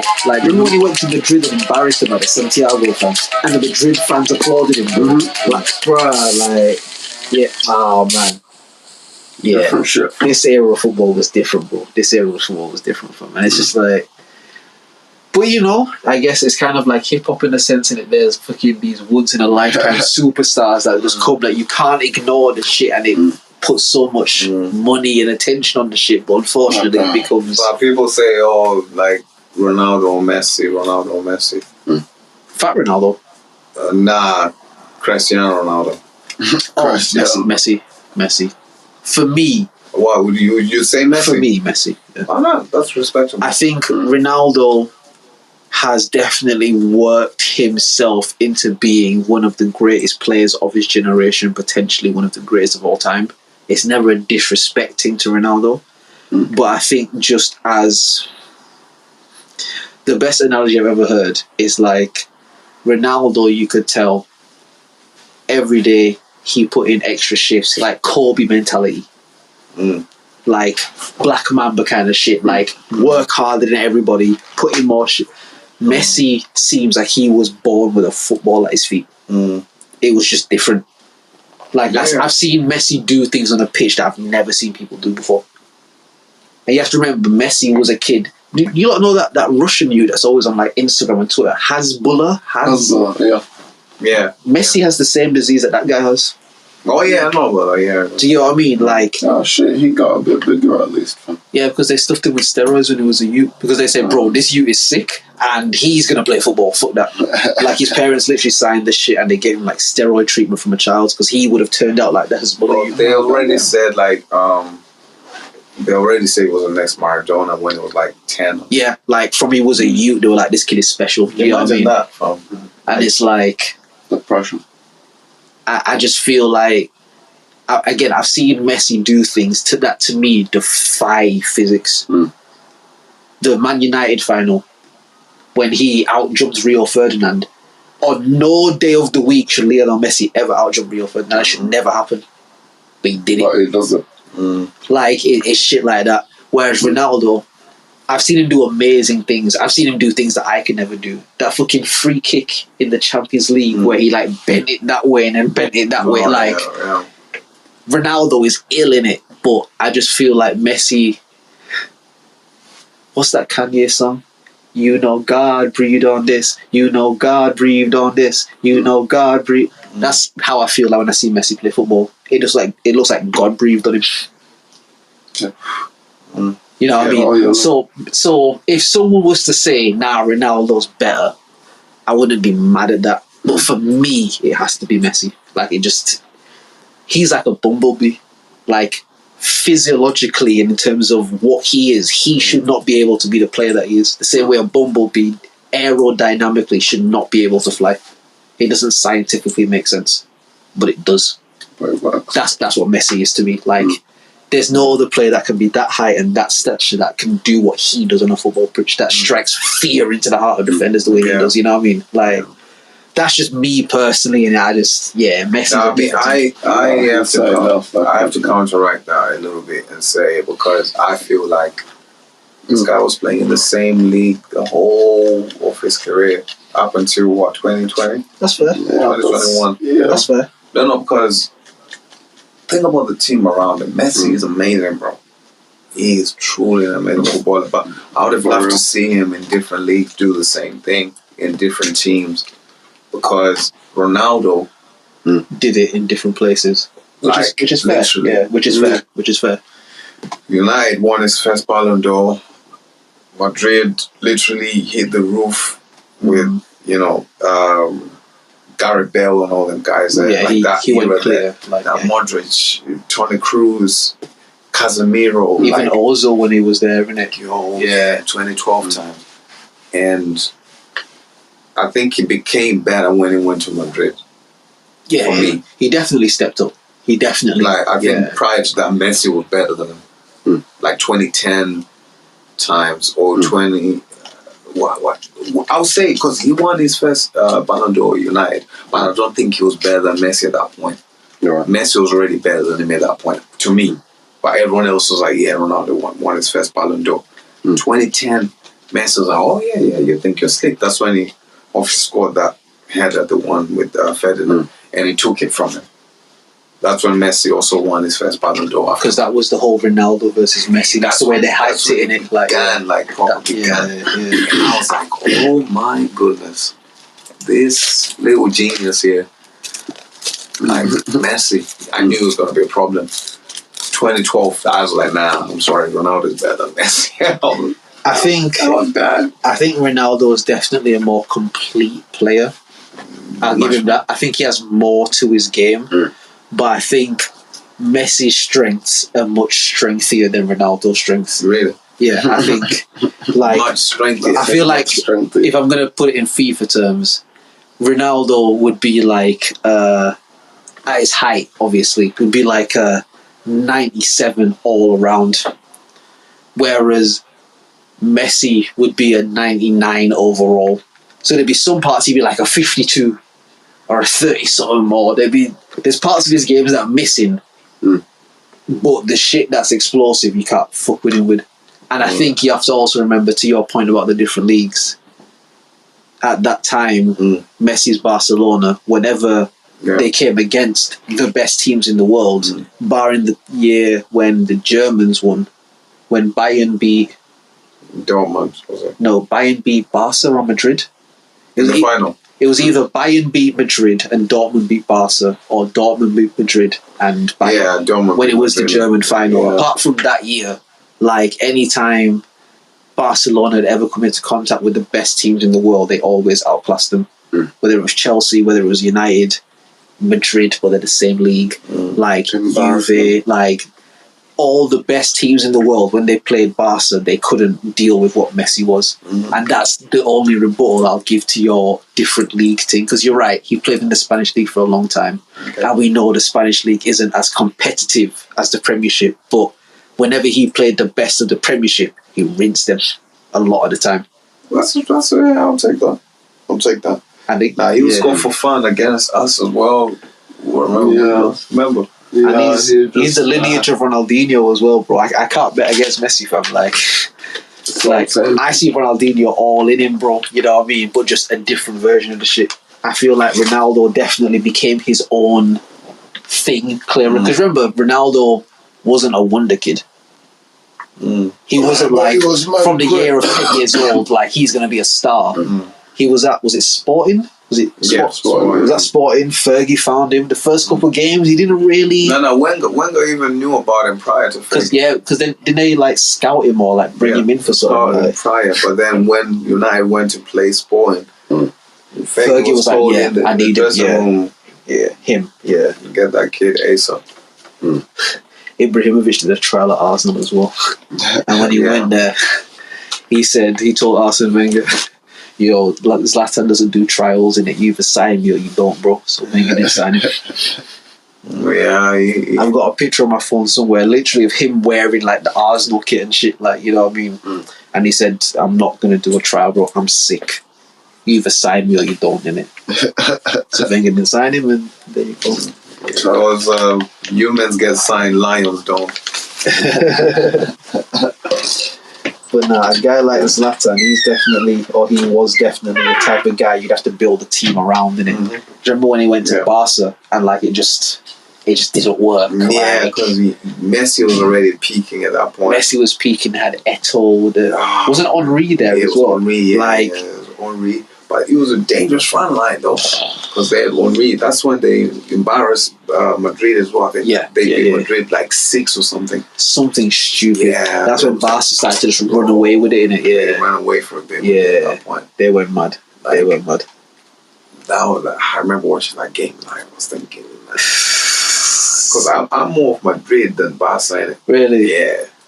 I'm more, even prior to Ronaldo, I like Madrid. Right. You just always like Madrid. Because I remember with the channel that was a Madrid channel, my brother always put it on. Okay, so you would just see them playing shit. So you would just see like the Galacticos and that, innit? You know, the Zidane, Carlos days when, you know, like the whole history, I was like, yo, this team is crazy, man. Yeah. They had like Saviola and all all the Michael Javier Saviola. Shit, I remember him, bro.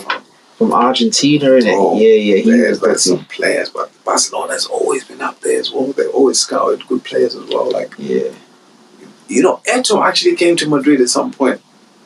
You know, Eto? yeah, but he didn't even get to play like that for him, and then he went to Barca. Swear down. Bro, I couldn't Didn't he go believe from? I swear he was at Mallorca or something, innit? Oh, wait, now. Or Espanyol, or one of them teams, innit? He might have been your country. It was either like Mallorca or Espanyol, like one of the teams, innit? Like, Yeah. oh shit, I didn't know it was at Madrid though.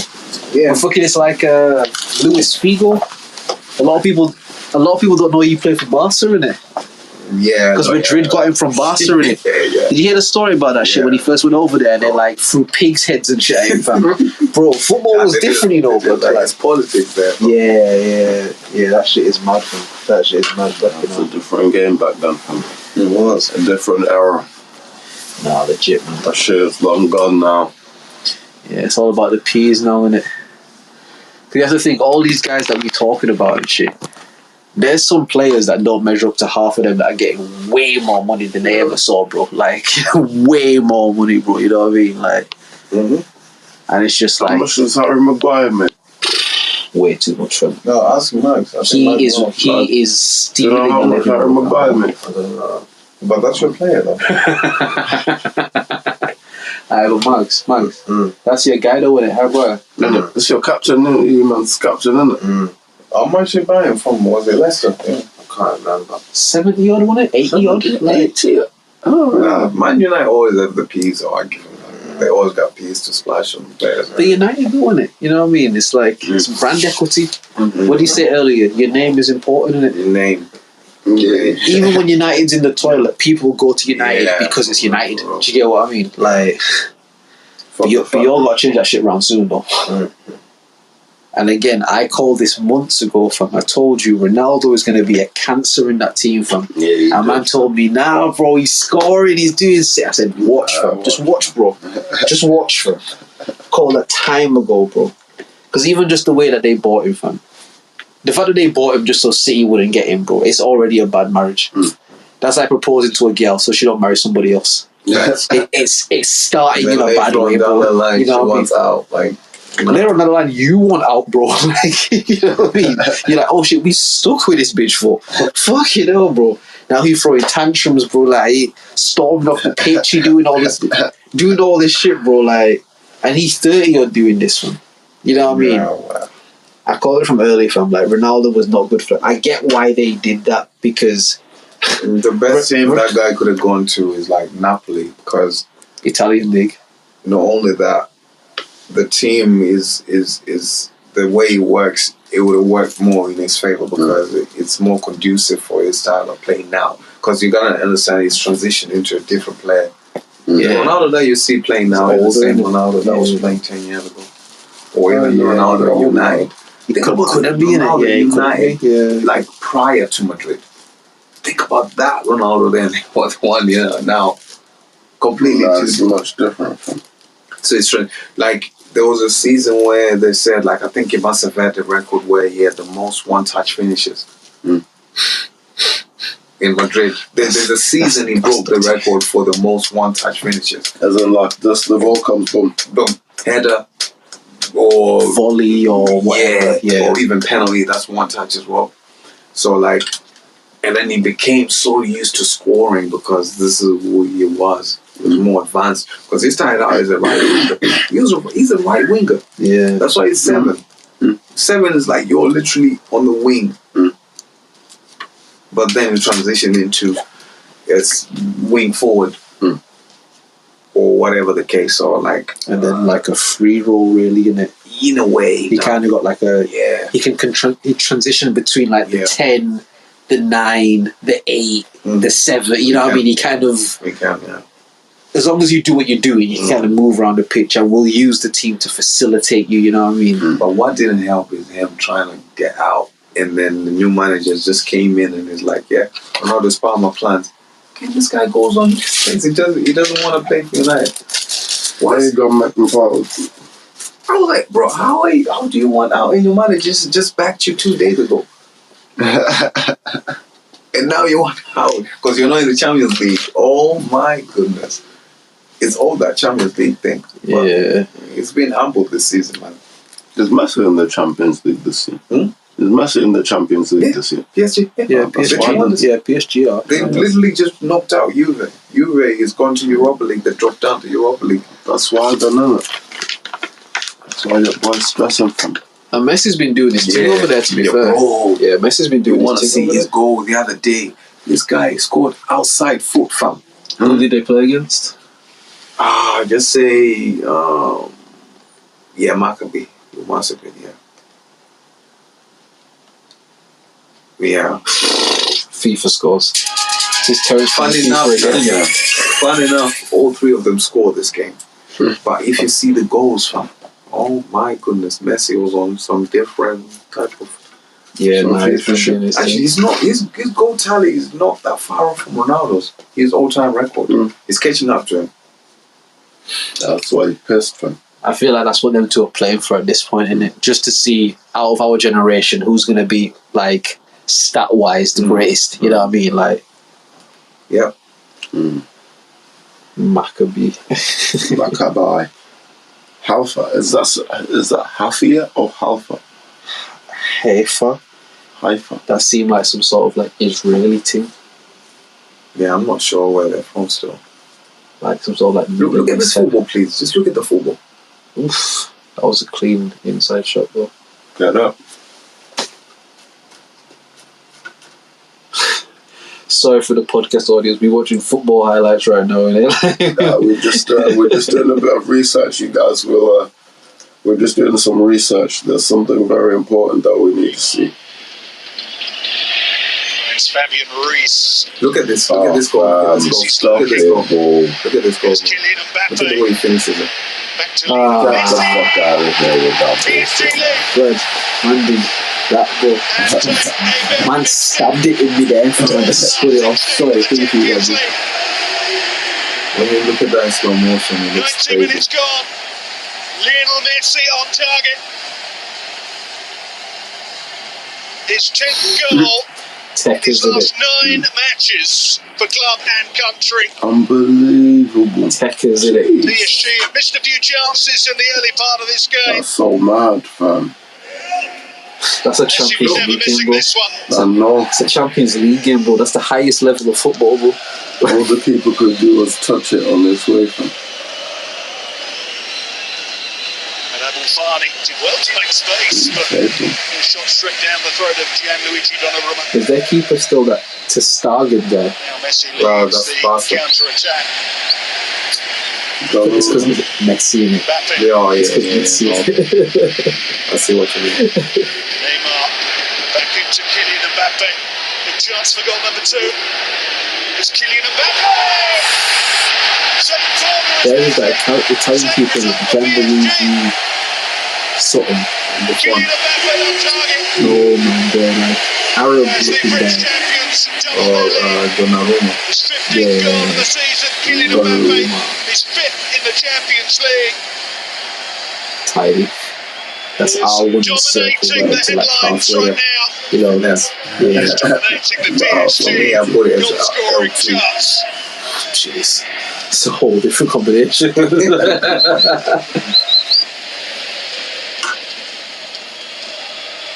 Neymar. Here they come again. Messi. Oh, wow. Back to Neymar.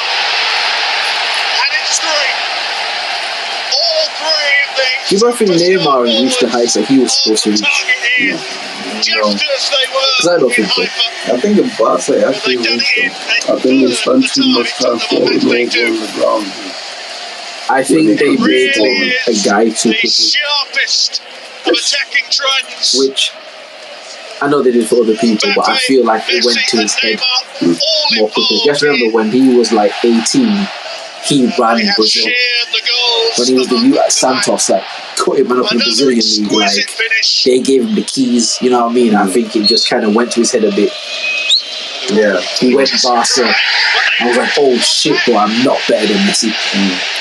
Like I'm not. Do you get what I mean? Like, because he forced the move to PSG, if you remember. In a way, I didn't even see it coming. Something for the travelling But it was fans most to expensive at that celebrate. point. Yeah. Oh, They fucking money, man. yo recently, even with that, bro, they came at him with fraud charges, bro, for that Barca move. Yeah, him and his dad, because his dad's his agent, right? Oh yeah. But a lot of them Barcelona, man, if you remember, a lot of them had that fraud shit on them. Because Messi had that shit a few years ago. Now, Messi had Tax evasion, innit? But if you look now at the state of Barcelona as a football club, it's like, kind of makes sense. Yeah. Bro, they ain't paid Frankie de Jong his wages, bro. Oh, so now that happened. Lionel Messi That's fun. is And having the yet people time of come his into life the right stadium now, every week. rolling back the Week years. in, week out. People It's still another buying shirts and wonderful shit. finish. But whatever. Messi's only here, bro, because they legally couldn't keep him at the club. He was willing to take like, what was it, like a 70% like pay cut or something. Yeah. And like the financial fair play, I think it was just like, bro, like now, you know what I mean? 2 goals for the big defender. Mad team. As Maccabi Haifa bring it back to 4-2. They've certainly given the travelling supporters something to enjoy here. Yeah, shit crazy, man. This is the shit I be doing on FIFA, bro, swear to God. Career mode, Like bro. that, yeah. Career mode, fam. Sakimi. I be lobby, man, you know what I mean? Delivery. It's Kylian Mbappe Well, who killed it. Just me, And put it in with a second. Another magnificent goal. We are watching master craftsmen at work here. Oh, shit, man. Alright. Did you just see that goal? A fifth on the night for PSG. A second from Killed it. Mbappe. One touch. FIFA, bro. And they are Mbappe. pinchable goals. Each and every one of them. You see, he just took that ball out of the air with one touch, fam, and controlled it, fam, and set himself, bro. No Like, any other way. Just like that. fluid motion like water. You know what I mean? Yeah. Yeah. There you go. Difficult when PSG keep racking up more goals. I see a lot of Henri. They just unable to That's reach what the it is. I see a lot of Henri in Mbappe. His name So, Still. Well, we only got so many times these men got to chill out. but Onion is already Neymar, the Yeah, architect. Aubameyang is Short definitely on the goal, list. the unlucky man. Mbappe. For his own net. But Mbappe is almost like a complete version of Henri as a kid. Do you know what I mean? Like, he's much younger as a complete player like Henri was in his older years. In his prime, yeah. Because remember, Henri came in as a winger. Yeah. Remember, you know what I mean? Like, Theo Messi. Walcott was meant to be an Henri-esque. Back to Messi. he, And he also came with he was the 99 defense style version. You know what I mean? I kept listening to He was the Iceland version, you know what I mean? Like, he was the knockoff the version. little version. The high street version, bro, you know what I mean? Like, you know when the Nike took his backwards on the trainer, like that was Theo Walcott. PSG goal. Fast as shit, and he couldn't do anything else, bro. Just fast. Just fast as a fucker, bro. Back to Leo Messi. Terry Ham. Ooh. Messi. Oh, no. That looked like a Messi And it's boy. Carlos Soler that's got it. Like, He looked Mbappe, like he's he was stuck. gonna First cry. goal for the club. In the summer, Mbappe stuck. He robbed the bank on PSG. Fam. He All robbed the way. robbed the bank. Bro. Messi So, once nah, again you want me the to play here, architect. yeah. I gotta be able to pick So who many the bodies in the manager is. box. Bro, they gave him the keys. I gotta be able to pick whoever I want to. They gave him the keys to the Even whole you, I might even decide you, Mr. President, I don't really like you like that. We'll get a new one. Times tonight. It Just has write it been. down, sign that. Check out the Chelsea, Brighton. We're not just gonna watch highlights for the team. No, sorry. Because we'll just end up watching it, you know what I mean? Fuck it all. Fuck it all. Nah. Oh, Nah, but yeah. Carry on with it. Yeah, that guy's something else, you man. Yeah, nah. Just right, man. Because to me, like, I know Ronaldo's older in it, but like, I definitely feel like there's been a much harder decline on Ronaldo's side than there's been on Messi's side. Because it's older, bro. Come on. That's he's older, that's and I inevitable. understand that he's playing That's the inevitable for you to Premier say, League. because you know So what? I'll give him that. But that would be needless for him to say. What? Ronaldo's 2 years older than this guy, bro. 2 years is not that big a difference. No, No. If one was 20 something and one was 30 something, I'd say yeah. But 37 and 35, like Nigga, then in football, the same age. Fam. it's the same That's a thing. big difference, bro. Do you understand the it sport is. science? Do you know how much work Ronaldo has to put in? No, you're right. Level, it is. to be playing at this level. Yeah. Look at Ronnie right now.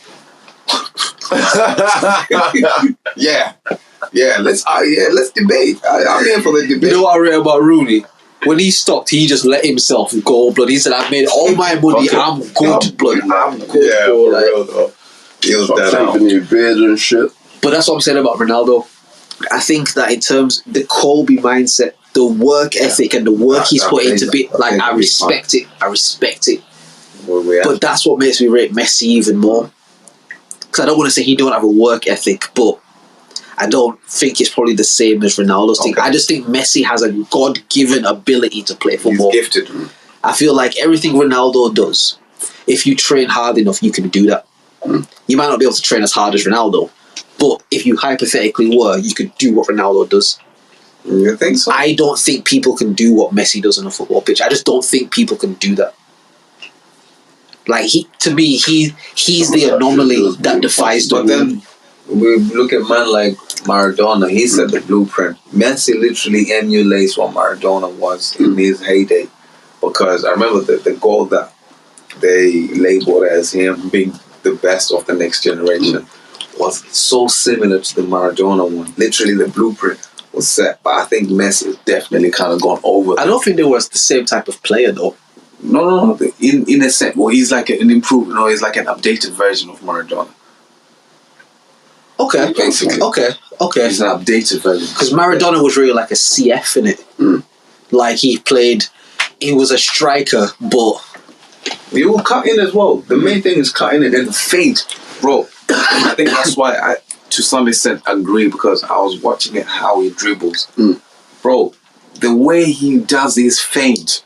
yeah. Oh my! Even when you do it on FIFA, you can actually tell, bro. You just see a defender sliding away. Yeah. Because his feint is so effective, Bro. And it's the close control. That's the thing that's frightening. Like the ball is here at his feet, and he's moving with the ball here, His feint, and he's moving with speed up the pitch, and the ball is here, bro. It's like to a level where I would say, if feint was a person, he would be Messi. Literally, like the guy. That kid, my god! Sending man back to the changing I room remember and shit. they had the most tweeted sport moment of the year on Twitter, like the most replay video, the most watched clip within the sport thing is when he scored against Barcelona, and he sent what's his name? The guy that is Boateng. Remember the defender from Bayern Munich?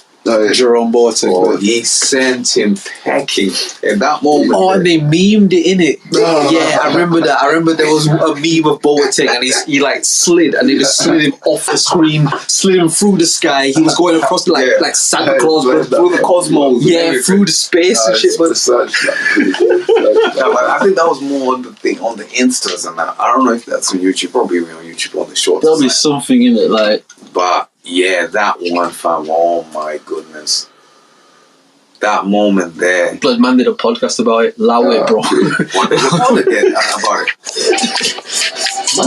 Man interviewed him about his slide, but that's crazy. Must have been weighing heavy on his heart, fam. You gotta say something. Now, just for the record, guys, honestly, for real, yeah. I didn't slide that far.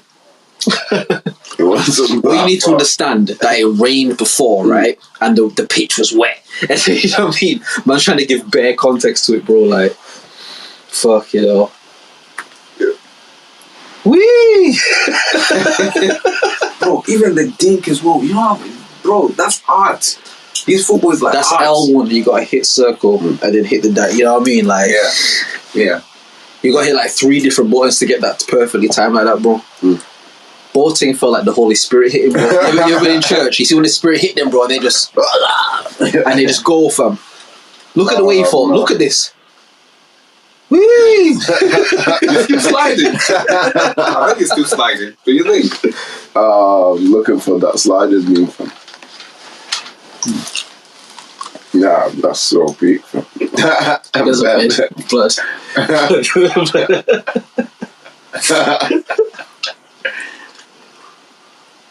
Oh shit, hold on. This Photoshop thing. Oh, tight. This is just some video, bro. Yeah. Oh, they put him on a twister mat, crazy. They put him on a twister mat.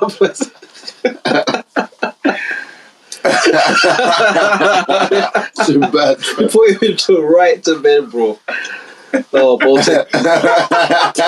Please sort of $10 until walking. Oh no! Oh shit! I don't need to laugh. Nah, they put nah. They put him in a hole in the earth.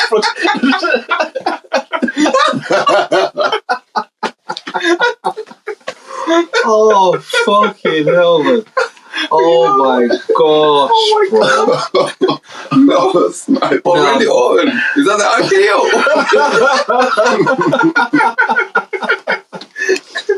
Oh, I think this is just humiliations. Oh, it's not just the message. My God, RKO'd, you know. What? Oh, this if I could find that shit, man.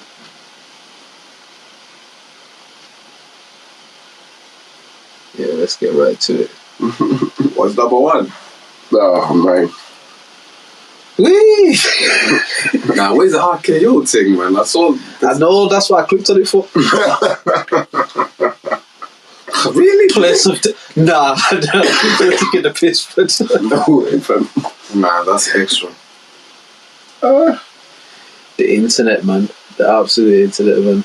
Oh, that shit, bro. I thought they did the Randy Orton thing. Ah, dead. Now they would love to see an RKO meme. That would have been hilarious. But the hole in the ground open.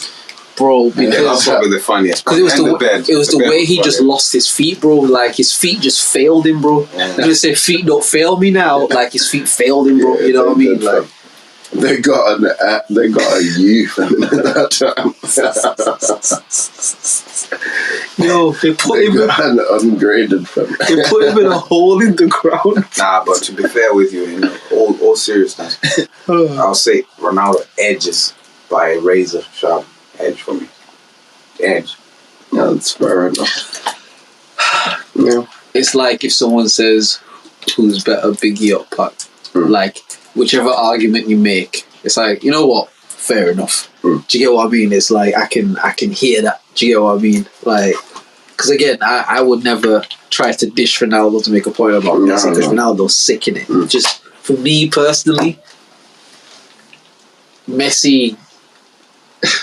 Not that he was similar to Ronaldinho, but it's the same kind of feeling when I see him play. It's like I've never seen anybody do on a football pitch what I've seen that person do. Yeah. Like to this day, when I think about Ronaldinho playing ball and shit, I've never seen anyone do what he does on a football pitch. Yeah. You know what I mean? It's just, I feel like Messi has that, and maybe that makes it a bit more bias in it, but Nah, but another man that was crazy was Zidane, though. His football IQ.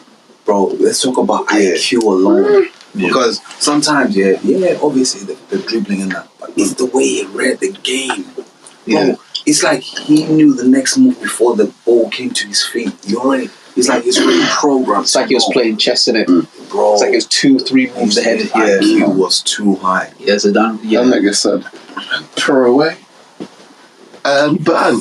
Oh yeah, and you do realize there's an anomaly, right? Yeah. In terms of you didn't have the favourite foot. Absolutely. Yeah, okay. And he was one of like the early superstar players that who was ambidextrous in it, like left or right. He would, Unorthodox, he'd hit either side. Yeah. I remember one of the podcasts we were talking. Will brought up the Euros final in it with Italy. When they had got the man. Materazzi. Robbed his man of his glory in it, because that was his fucking closing ceremony. That was the last one, fam. Because then he scored in that game as well. Yeah, he scored the penalty. He scored. They were like one up and shit. It was like, this is how this story is supposed to end. He lifts this trophy and he sails off into the sunset.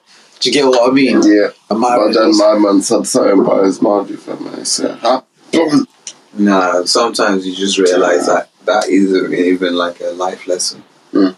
How do you approach situations? So I was saying earlier, like, how are you going to be able to approach a situation? Because within a moment, sometimes you can forget the bigger picture. Yeah. Because someone can tell you something based on their feelings, but not based on their faith. Mm. Mm.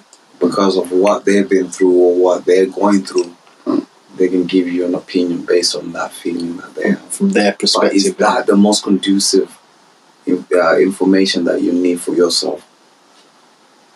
No, If it's pertinent to me, then yeah. But if it's not, then You can't apply it. Because I was thinking, damn, this guy, after such an illustrious career, and then you ended up, that's one of the saddest ends. Yeah. That guy was a magician, man. I was not a broken woman. It's like you let man play you in it. It's like he just got into his head nicely. You let man play you, you know what I mean? And like he got into his head quickly. And it's like, But he wasn't expecting that though. So maybe he'll foul him or something, or do you know what I mean? Give him a little kick or I something. start talking about his mother and his sister and it's like, yeah, I can imagine having played ball and shit, like there's a lot of that psychological warfare that goes into it. and you know what, yeah? There's a lot of that, like. That's another factor that makes me either like a player or not like a player that much. Because there's some great players that we've seen, but look at the mentality and the attitude that they impose on the pitch. Like, for instance, with Rooney, I didn't like Rooney because of his attitude sometimes on the pitch. Because he wants to win so much, but sometimes he gets emotional. Yeah. And like A very emotional footballer. How do you manage that emotional aspect of you? Because even think about the Chelsea manager, he got sacked like a few weeks after the whole fight with Conte and it. Like, bro, if you can't manage your own emotions on the pitch, how are you meant to manage your whole team? I think that's why you got to give like mad credit to Fergie though, because I feel like Fergie did a very good job of knowing how to manipulate. Has like a bad connotation, but he knew how to manipulate Rooney's emotion into productive shit. He knew when to open the cage and let the monster out. You know what I mean? He was managed better. He was definitely managed better. Rooney was very like he would lose his head sometimes. You know what I mean? Like trying to win the game, he would lose his head. You know what I mean? Could always. That's still in the bin. Oh, that's done. Yeah, you just dash it in the bin. It's alright. In the bin. But now, man, it's the golden era of football. Definitely. Those were the times, man. I remember watching Match of the Day and then Match of the Day 2 on the Sunday. Like, wow. You have to wake up like I remember early on Sunday, fam. Like before we go to church and shit. You know what I mean? Wake up early, but you can catch like that Match of the Day early on Sunday. It was late Saturday night. Yeah, I'll usually catch it on the Saturday night. It was like 10, half 10-ish, like the Saturday night, and it was like 7:30, 9-ish the Sunday morning. You know what I mean? Like, and then it would come on again the Sunday night, depending on like those fixtures in it. Soccer AM as well, You know what? I never really watched Soccer AM. You know, it was one of those things that everybody. I remember like being in school and shit. I was like, "Oh, Soccer AM," but I just never. Nah, you had to be within a certain vibe of it, because I realized certain people were within the vibe, and I didn't really watch most of it. I watched it out of everyone else talking about it. Yeah. Okay, I checked out 1 or 2 episodes when you'd have like big players come on there. Or I remember when they, this guy actually was playing. He wasn't well known, but he scored this free kick. You know, Ward-Prowse. From Southampton. Yeah, he was recognized on that show because of his free kicks. Everybody knew that this kid is serious. Like, these free kicks, bro. Yes. Ward-Prowse. I think he's probably top 5 right now in the league. Like, free kick takers. It's all techers in it. But I was just like, nah, I can't keep up with this. Yeah, I remember Jimmy Bullard. His free kicks as well. It was a nice one. It was so strange because like he was alright. But them free kicks, fam. that nigga Gaffrey, I remember when he played for Wigan. Any time you give him even like a near the perimeter of 35 yards up, 35, he gon' ping that shit, and all your keeper can do is watch it, fam. Yeah. You know who else was like that as well? John Arnorisa. Oh yeah, fucking ass. His thing was like, blood, that left foot, bro, let that go on them, fam. Lick that, blood. Yeah. Joan Larissa was like a prototype. I remember every time we'll play Liverpool, I'll be thinking, oh man, just close this guy down, bro. Please. Just keep him caged. Yeah. Back there, like that was deadly. Nah, I get what you mean by prototype, like a very early version of the attacking wing back in it. Like back when upon crackers in them. Yeah, back when the league wing backs didn't really attack like that. But he broke into that. Yeah. Like a Carlos-esque in a way. Yeah, very Roberto Carlos-esque, yeah. Wow, yeah, that left foot, boy. Nice. And even Roberto Carlos, bro, when he used to lick them free kicks. Man. Remember the one that just going like this? Yeah, Barca's looked baffled, fam. He was just standing there like, I thought that was not what? I thought it was, what? Barca's were high in it. Bear in mind, we're talking of a free kick that's like from like 40 yards away. This wasn't so close, bro. He had to do that. Remember, he had that little run, you'll be like, bro, jog, and then you just run into it. And then, fam, I remember how many man used to do that in the playground, bro, after a free kick, fam. Anytime, it's like, oh, it's a free kick. Man started the free kick from all down the street, blood. You know what I mean, man? Do. Like all of that. I think it was, do you know the one he's on? Is he on the case? On 2003, Roberto Carlos, I think, looking at the FIFA thing. Yeah. Bro, if you took a free kick with him in that one, it was golden. Bro, you'll be like 45 yards and that. You just see the screen.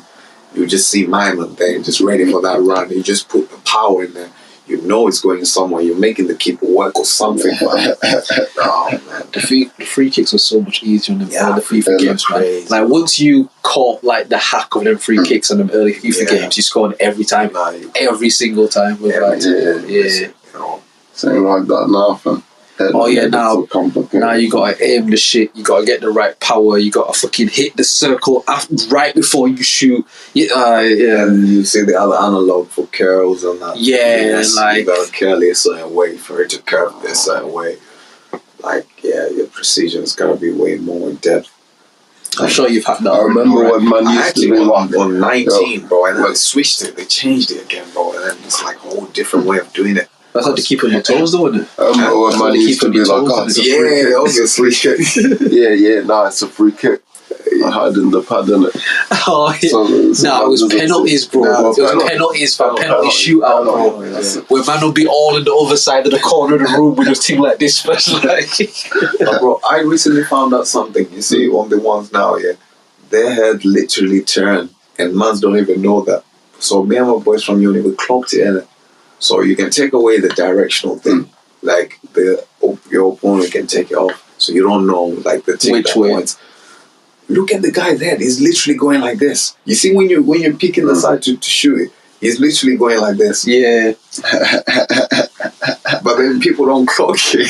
But we clocked it. Like, I can save every penalty now because of that. Because I know. Because the players literally doing this in it, like looking left and right. And that will be something that they remove in the next one.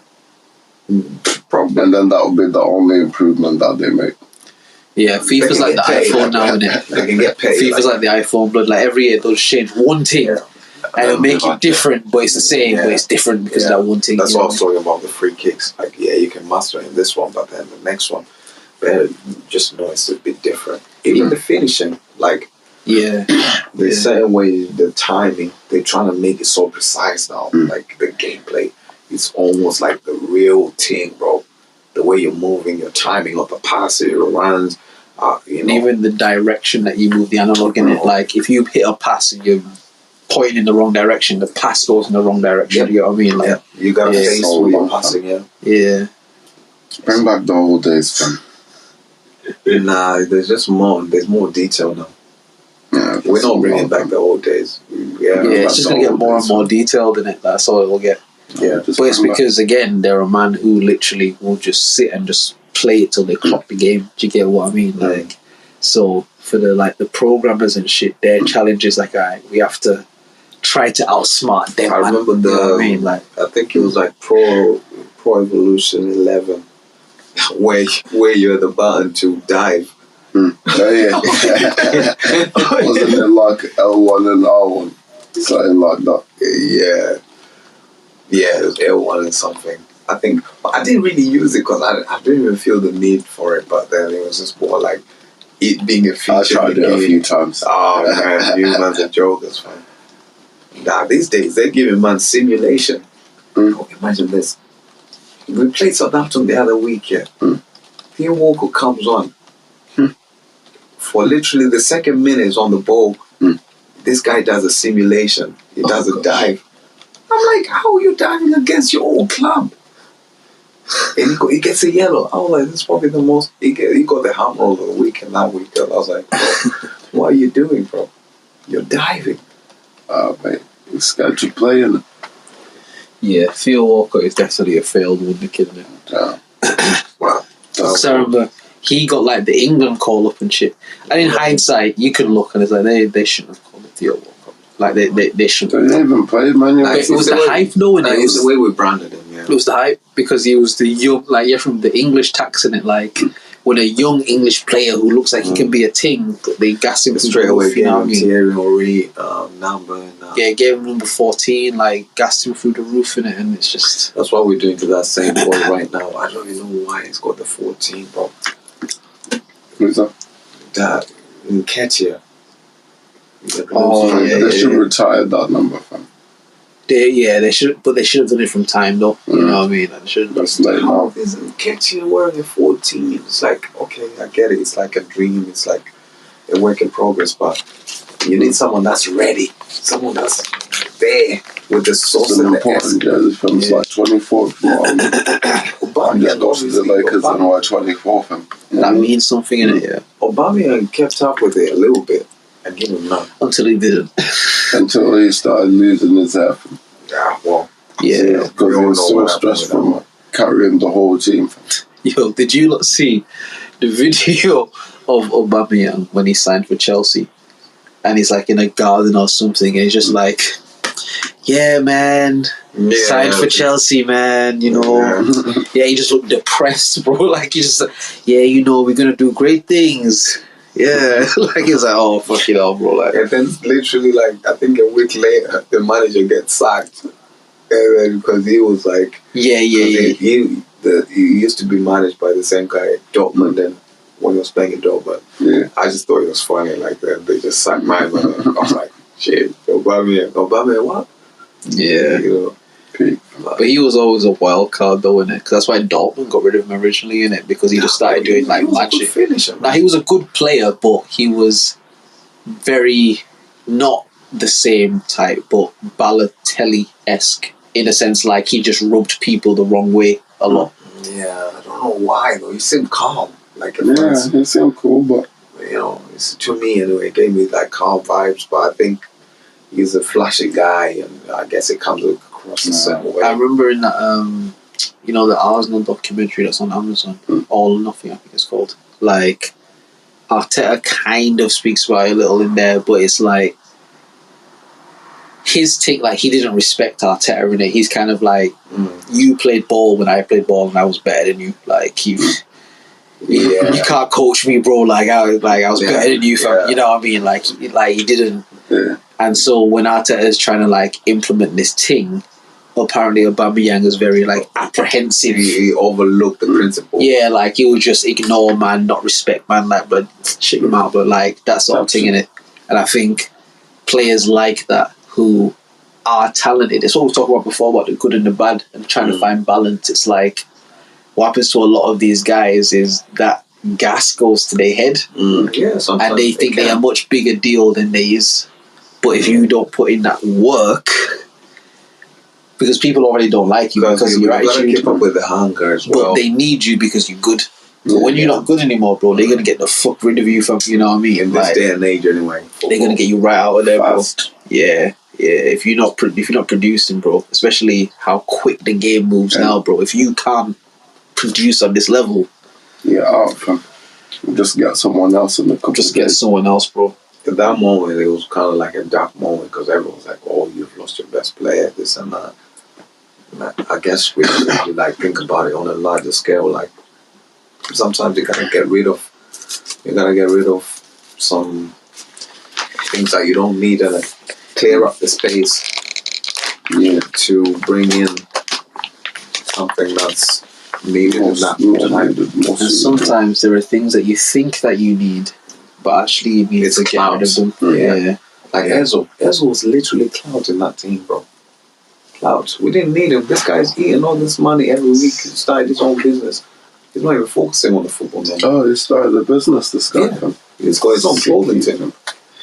I did love Ozil though, I'm not gonna lie. I did love Ozil. I could have let him get I don't even know where he went, but he started off really well, fam. Ozil was playing amazing football. Yeah. I don't know if it was a confidence thing. I don't know if it was he got so comfortable because he was getting so much money. Ozil was definitely a confidence. He's a very sensitive player. He was one of them, like, if he didn't feel good, he wasn't gonna. That's why that Madrid team worked so well for him.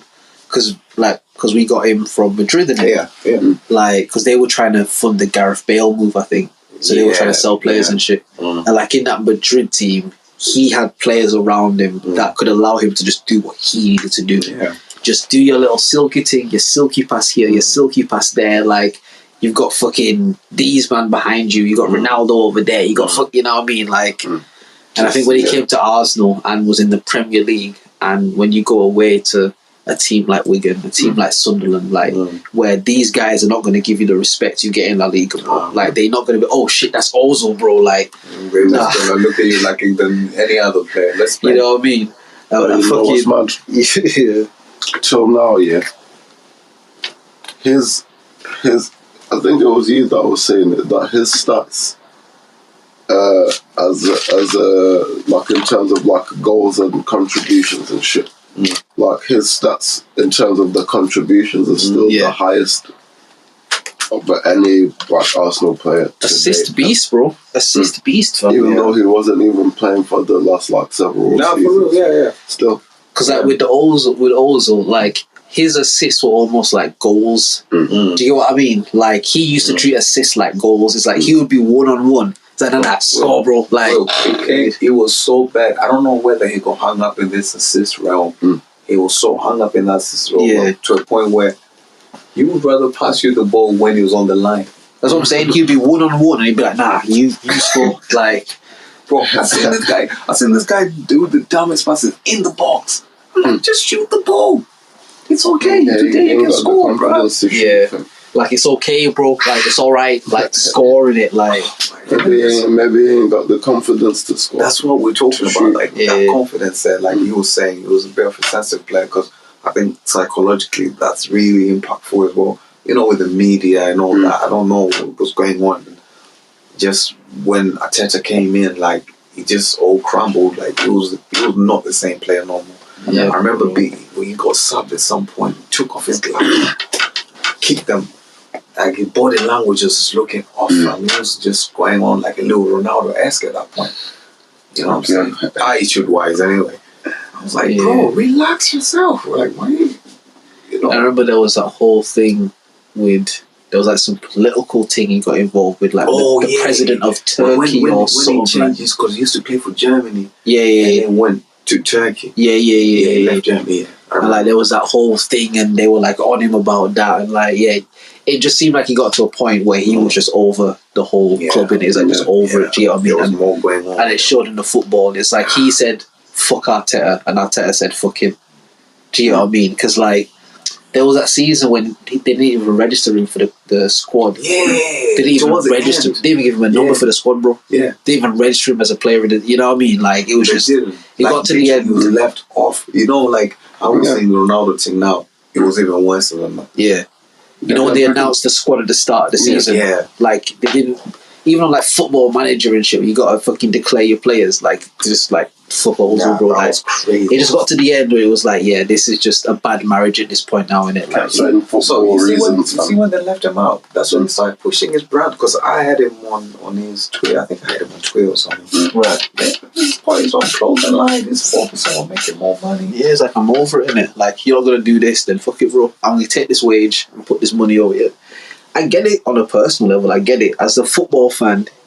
It's like, Yeah. Ozil, man. You know what I mean? Yeah. But on a personal level, if it was me, I'd have done the same thing. Do you know what I mean? So I understand it. But it's just, it's sad it has to go out like that, man. It's sad it has to go out like that. But Now, to be fair, at least he went and started businesses. He didn't just go off and party and shit. he didn't do the Rooney. because okay, think about it this way: Because, yeah, if you're like, say, we're a football team, you know, because I try and look at it retrospectively, the situation between Aubameyang and Arteta. If you're the captain, there's certain responsibilities that you need to show through, you know, your contribution in the team. So, training, for instance, in most cases, you gotta be there the earliest. And leave the latest. But then this guy will miss some of these things. Come late. Yeah. Like, and then he's pulling up in his Ferrari. God knows where he's been. That's what Arteta is thinking at this point. So it's all them little nuances, and it's like, yo, we're gonna regress if man are moving this way. Because what influence is he bringing to the young? Yeah. the other kids. Yeah. Because remember, the focus is the suckers. It's not even the Aubameyang, because you said it earlier, like he must have thought, I played better football than this guy when he was still a footballer. And at the time when Aubameyang's at the club, to the players, he's the man. Like, the 14, The like, 2 seasons prior, he he's was the a guy. top scorer. Do you get So what I mean? obviously he was. He's the guy. By default, he was. So when he pulls up in the Rari and that, and Yeah. like, the young kid's gonna be looking at Yeah. him like, a fucking, like, when a rapper pulls up on people, you know what I mean? Like, oh shit, I want to be like that guy. Yeah. You know what I mean? And Arteta saw that and was like, Yeah. this is not. We can't have these young talented players trying to be that. Do you, know what I mean? do you agree that he was probably the best choice Arteta could have made? Yeah. Yeah, I feel like, I don't think if he'd have tried to carry on operating with it the same as what it was before, would be deeper than United. Would probably be nearer that relegation or something like this. And you know what? You know why he's right. If he ain't Right. Because that's United's problem. There's too many egos at the club. That's United's problem. What Arteta got out of the club was egos. From up until You know what I mean? early Like, on this season, I didn't even know this man still a Phil Jones. they've still got Phil Jones. No, they don't. No, they don't. No, they promise don't. you, bro. No way. Bro, No, do you want to no, bet money on this? There's no way. Yo, There's no way. There's no way Phil Jones still plays for Man United. No God, way search him up. in hell. search him up. Manchester United. Current team. There you go. Bro, he played for United before I moved to Wolves, bro. He still plays for United. Look at this. Phil And he's only 30, you know. He's only 30. Yo, I have never seen a more washed player in my life, bro, than Phil Jones. Oh my gosh. Bro, I bet you do. You know what? Man cuss with like Maguire now, yeah. If Phil Jones was playing football in this era of football, He bro. played him last season. It's that point. That's when I found out he's still here. I was like, oh, bro. It was a match when I think the Barcelona. Just click that. It was Messi. It was Messi against him, and then they done him dirty. Found like Messi. He dribbled him. I think in the Champions League. Bro, That's crazy. Messi did what, sorry? he done him on that the same Boateng. Phil Jones. Fuck. When United played Barcelona a few seasons ago, that was hilarious. The strange career of Phil Jones. That look a documentary. The mysterious career. Oh, Phil Jones. That's funny. Hold on. Let's see if I can go on YouTube. He was wearing a white headband. I'll never forget that in my whole life. He was wearing a headband. Yeah, white. Oh no, Phil Jones is going crazy. He's doing worse than Ozil in it. Like, Nah, he just took say his money versus away from Messi. Madrid. Just say versus Messi, I think. He was wearing the headband against Messi. Yeah. He must have thought I'm Ninja Jones. Messi down in day. This is the last time Messi was. Actually, no, it wasn't the last time. Was it? Oh shit! He had the Paul Gascoigne, didn't it? Yeah, You want to see what he did to you? Well, in this that's- game. with the bandage thing on his head, didn't it? Yeah. And they're gonna show this shit. Oh no, that's just my. Just because you got lucky. No, no, Now there, I think. That's just them talking about Okay. it. Yeah, it must be that one. Mel. I see the Gaza Defen. Huh? I said, I see the Gaza Defen. That's the one. Remember the Gaza thing with his head bust open, isn't it? Mad you, fam. Oh, fucking hell. Moving on.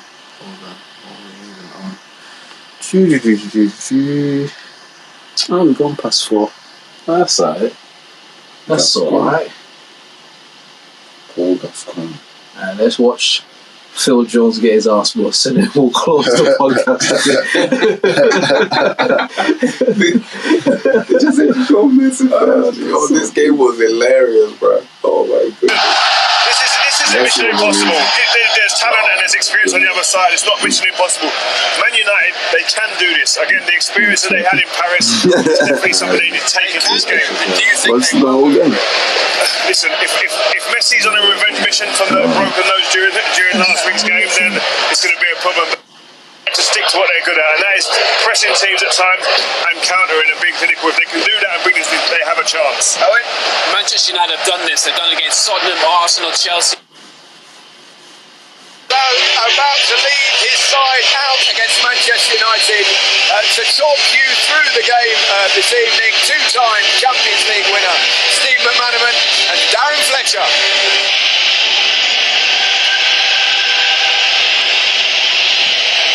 In the Champions League, it's the perfect setting for a game with so much at stake. 25 of Lionel Messi's 43 goals this season have been scored here in the Camp Nou. But they haven't gone past this stage of the Champions League since they last lifted the trophy. It was Lionel Messi 4 years ago to lead them into the last. Now Messi, Jordi Alba on the move, across went Phil Jones. Number 4. Keep an eye on that number. Keep an eye on the head. Keep an eye on that. Keep an eye on that. Oh, Iniesta. Jeez. You know the Iniesta rule, man. Opportunity to break there for United, but Barca have got it back again with Messi, and then it's teed up towards Rakitic, and looking to be the provider.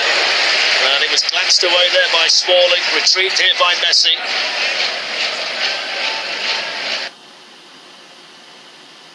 Busquets. There's Rakitic, and now Messi. Yeah, this one. Okay. Suarez. Suarez was there, innit? Luis Suarez. Look at that. How does he keep that ball? Yeah, look at Jones. Just Suarez. Just look at the close control of this shit, I think. And the feint as well. Look at Jones. Look how he moves Jones. See that?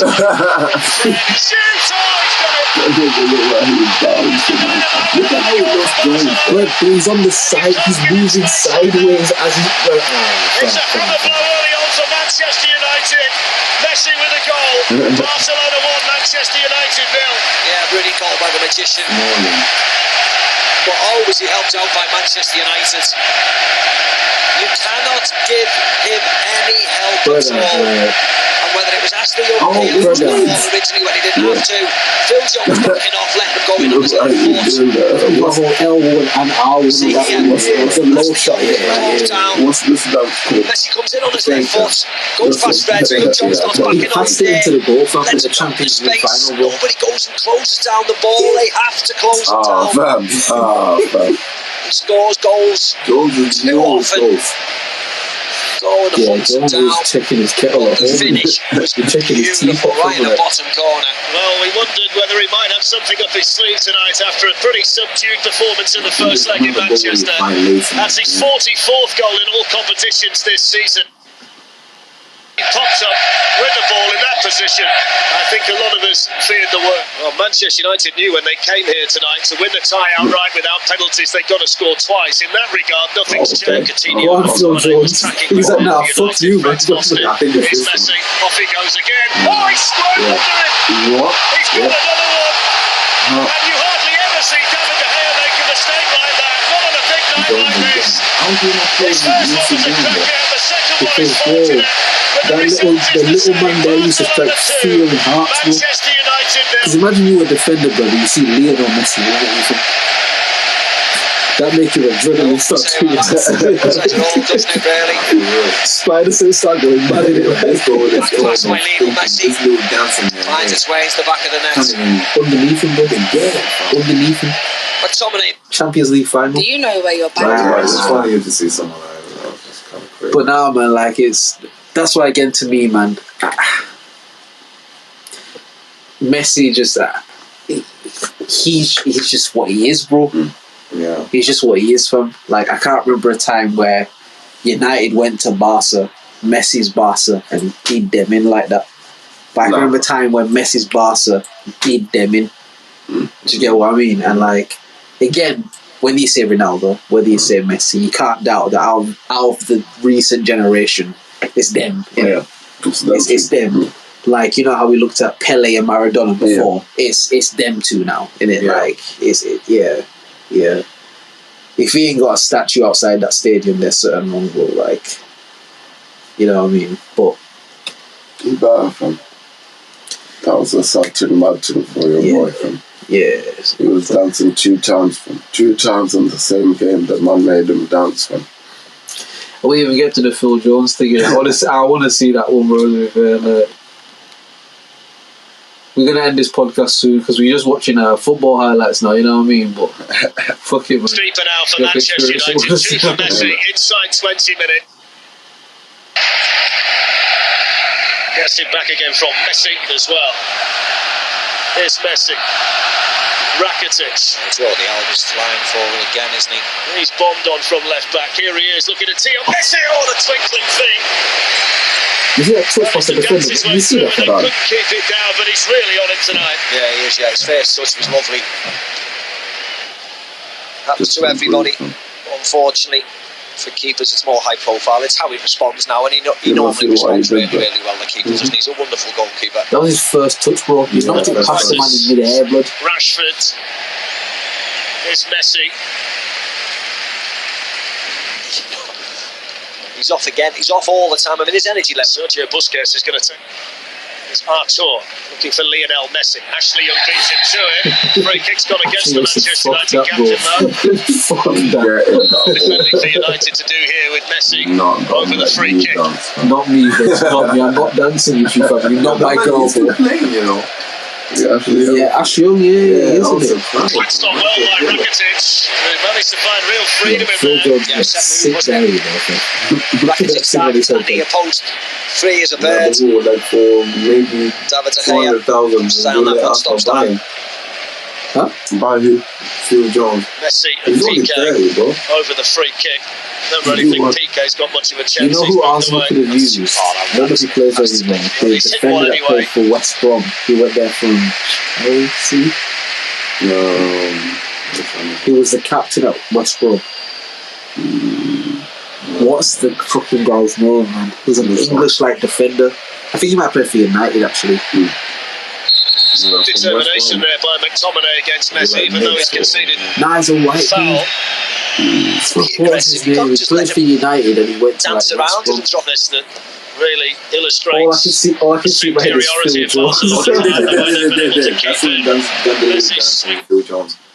Just let him Look at Dance the way around he and controls the drop ball this when he then. receives it. Look at really this. illustrates the superiority of Barcelona tonight, the way they've been able to Dance keep right it. around him, bro. Messi swings away from Makes him from brother.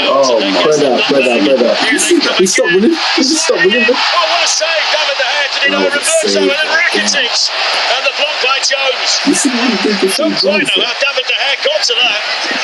Everybody cha-cha slide. Initial turn of the message started that was brilliant.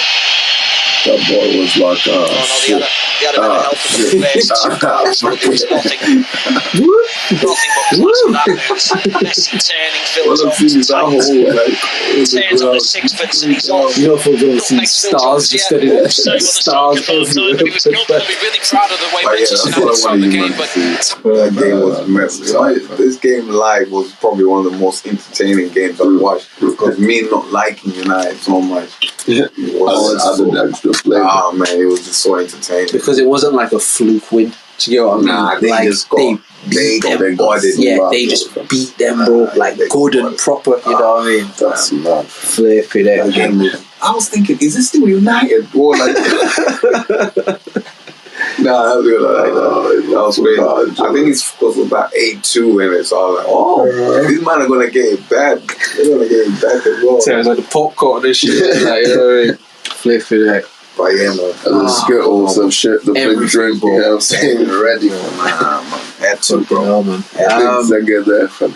Had to. To be fair, guys, I think we did it, man. I think we have did it. Yeah, I think we got that off. Yo, right, the member down. man down, you know what I mean? But shit then, man, this is, what is it all? Episode 79. Yeah. We here live in the flesh, man. We got to give a round of applause for that.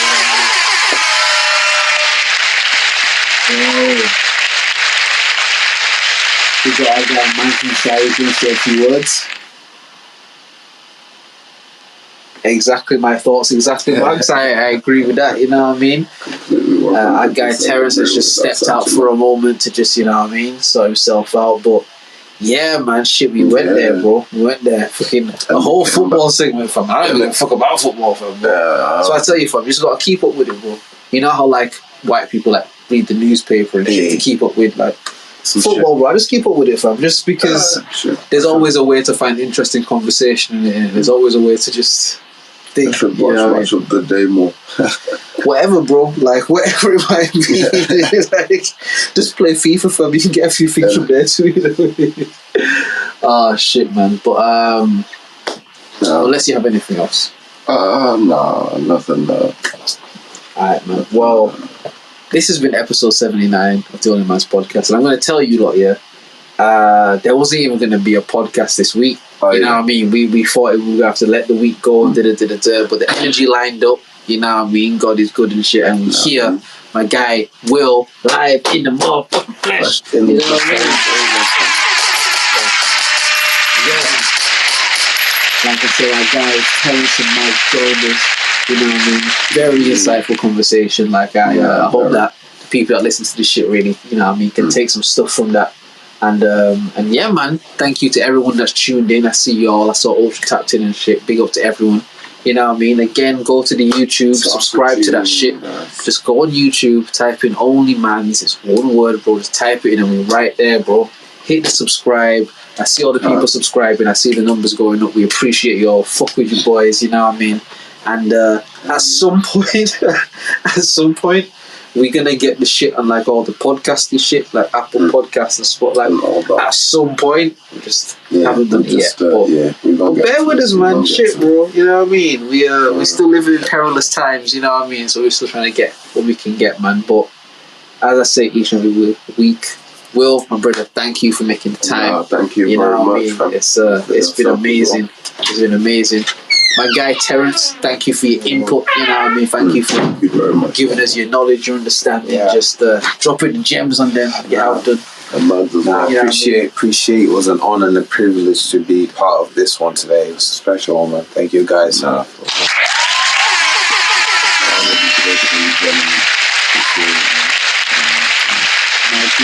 you for the input. You know what I mean? We appreciate it. But just share some more like words with the people then, just for a minute.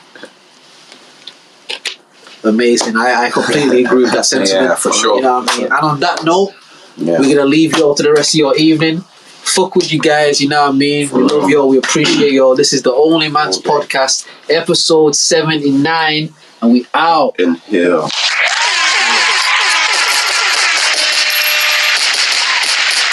Alright, man. Peace.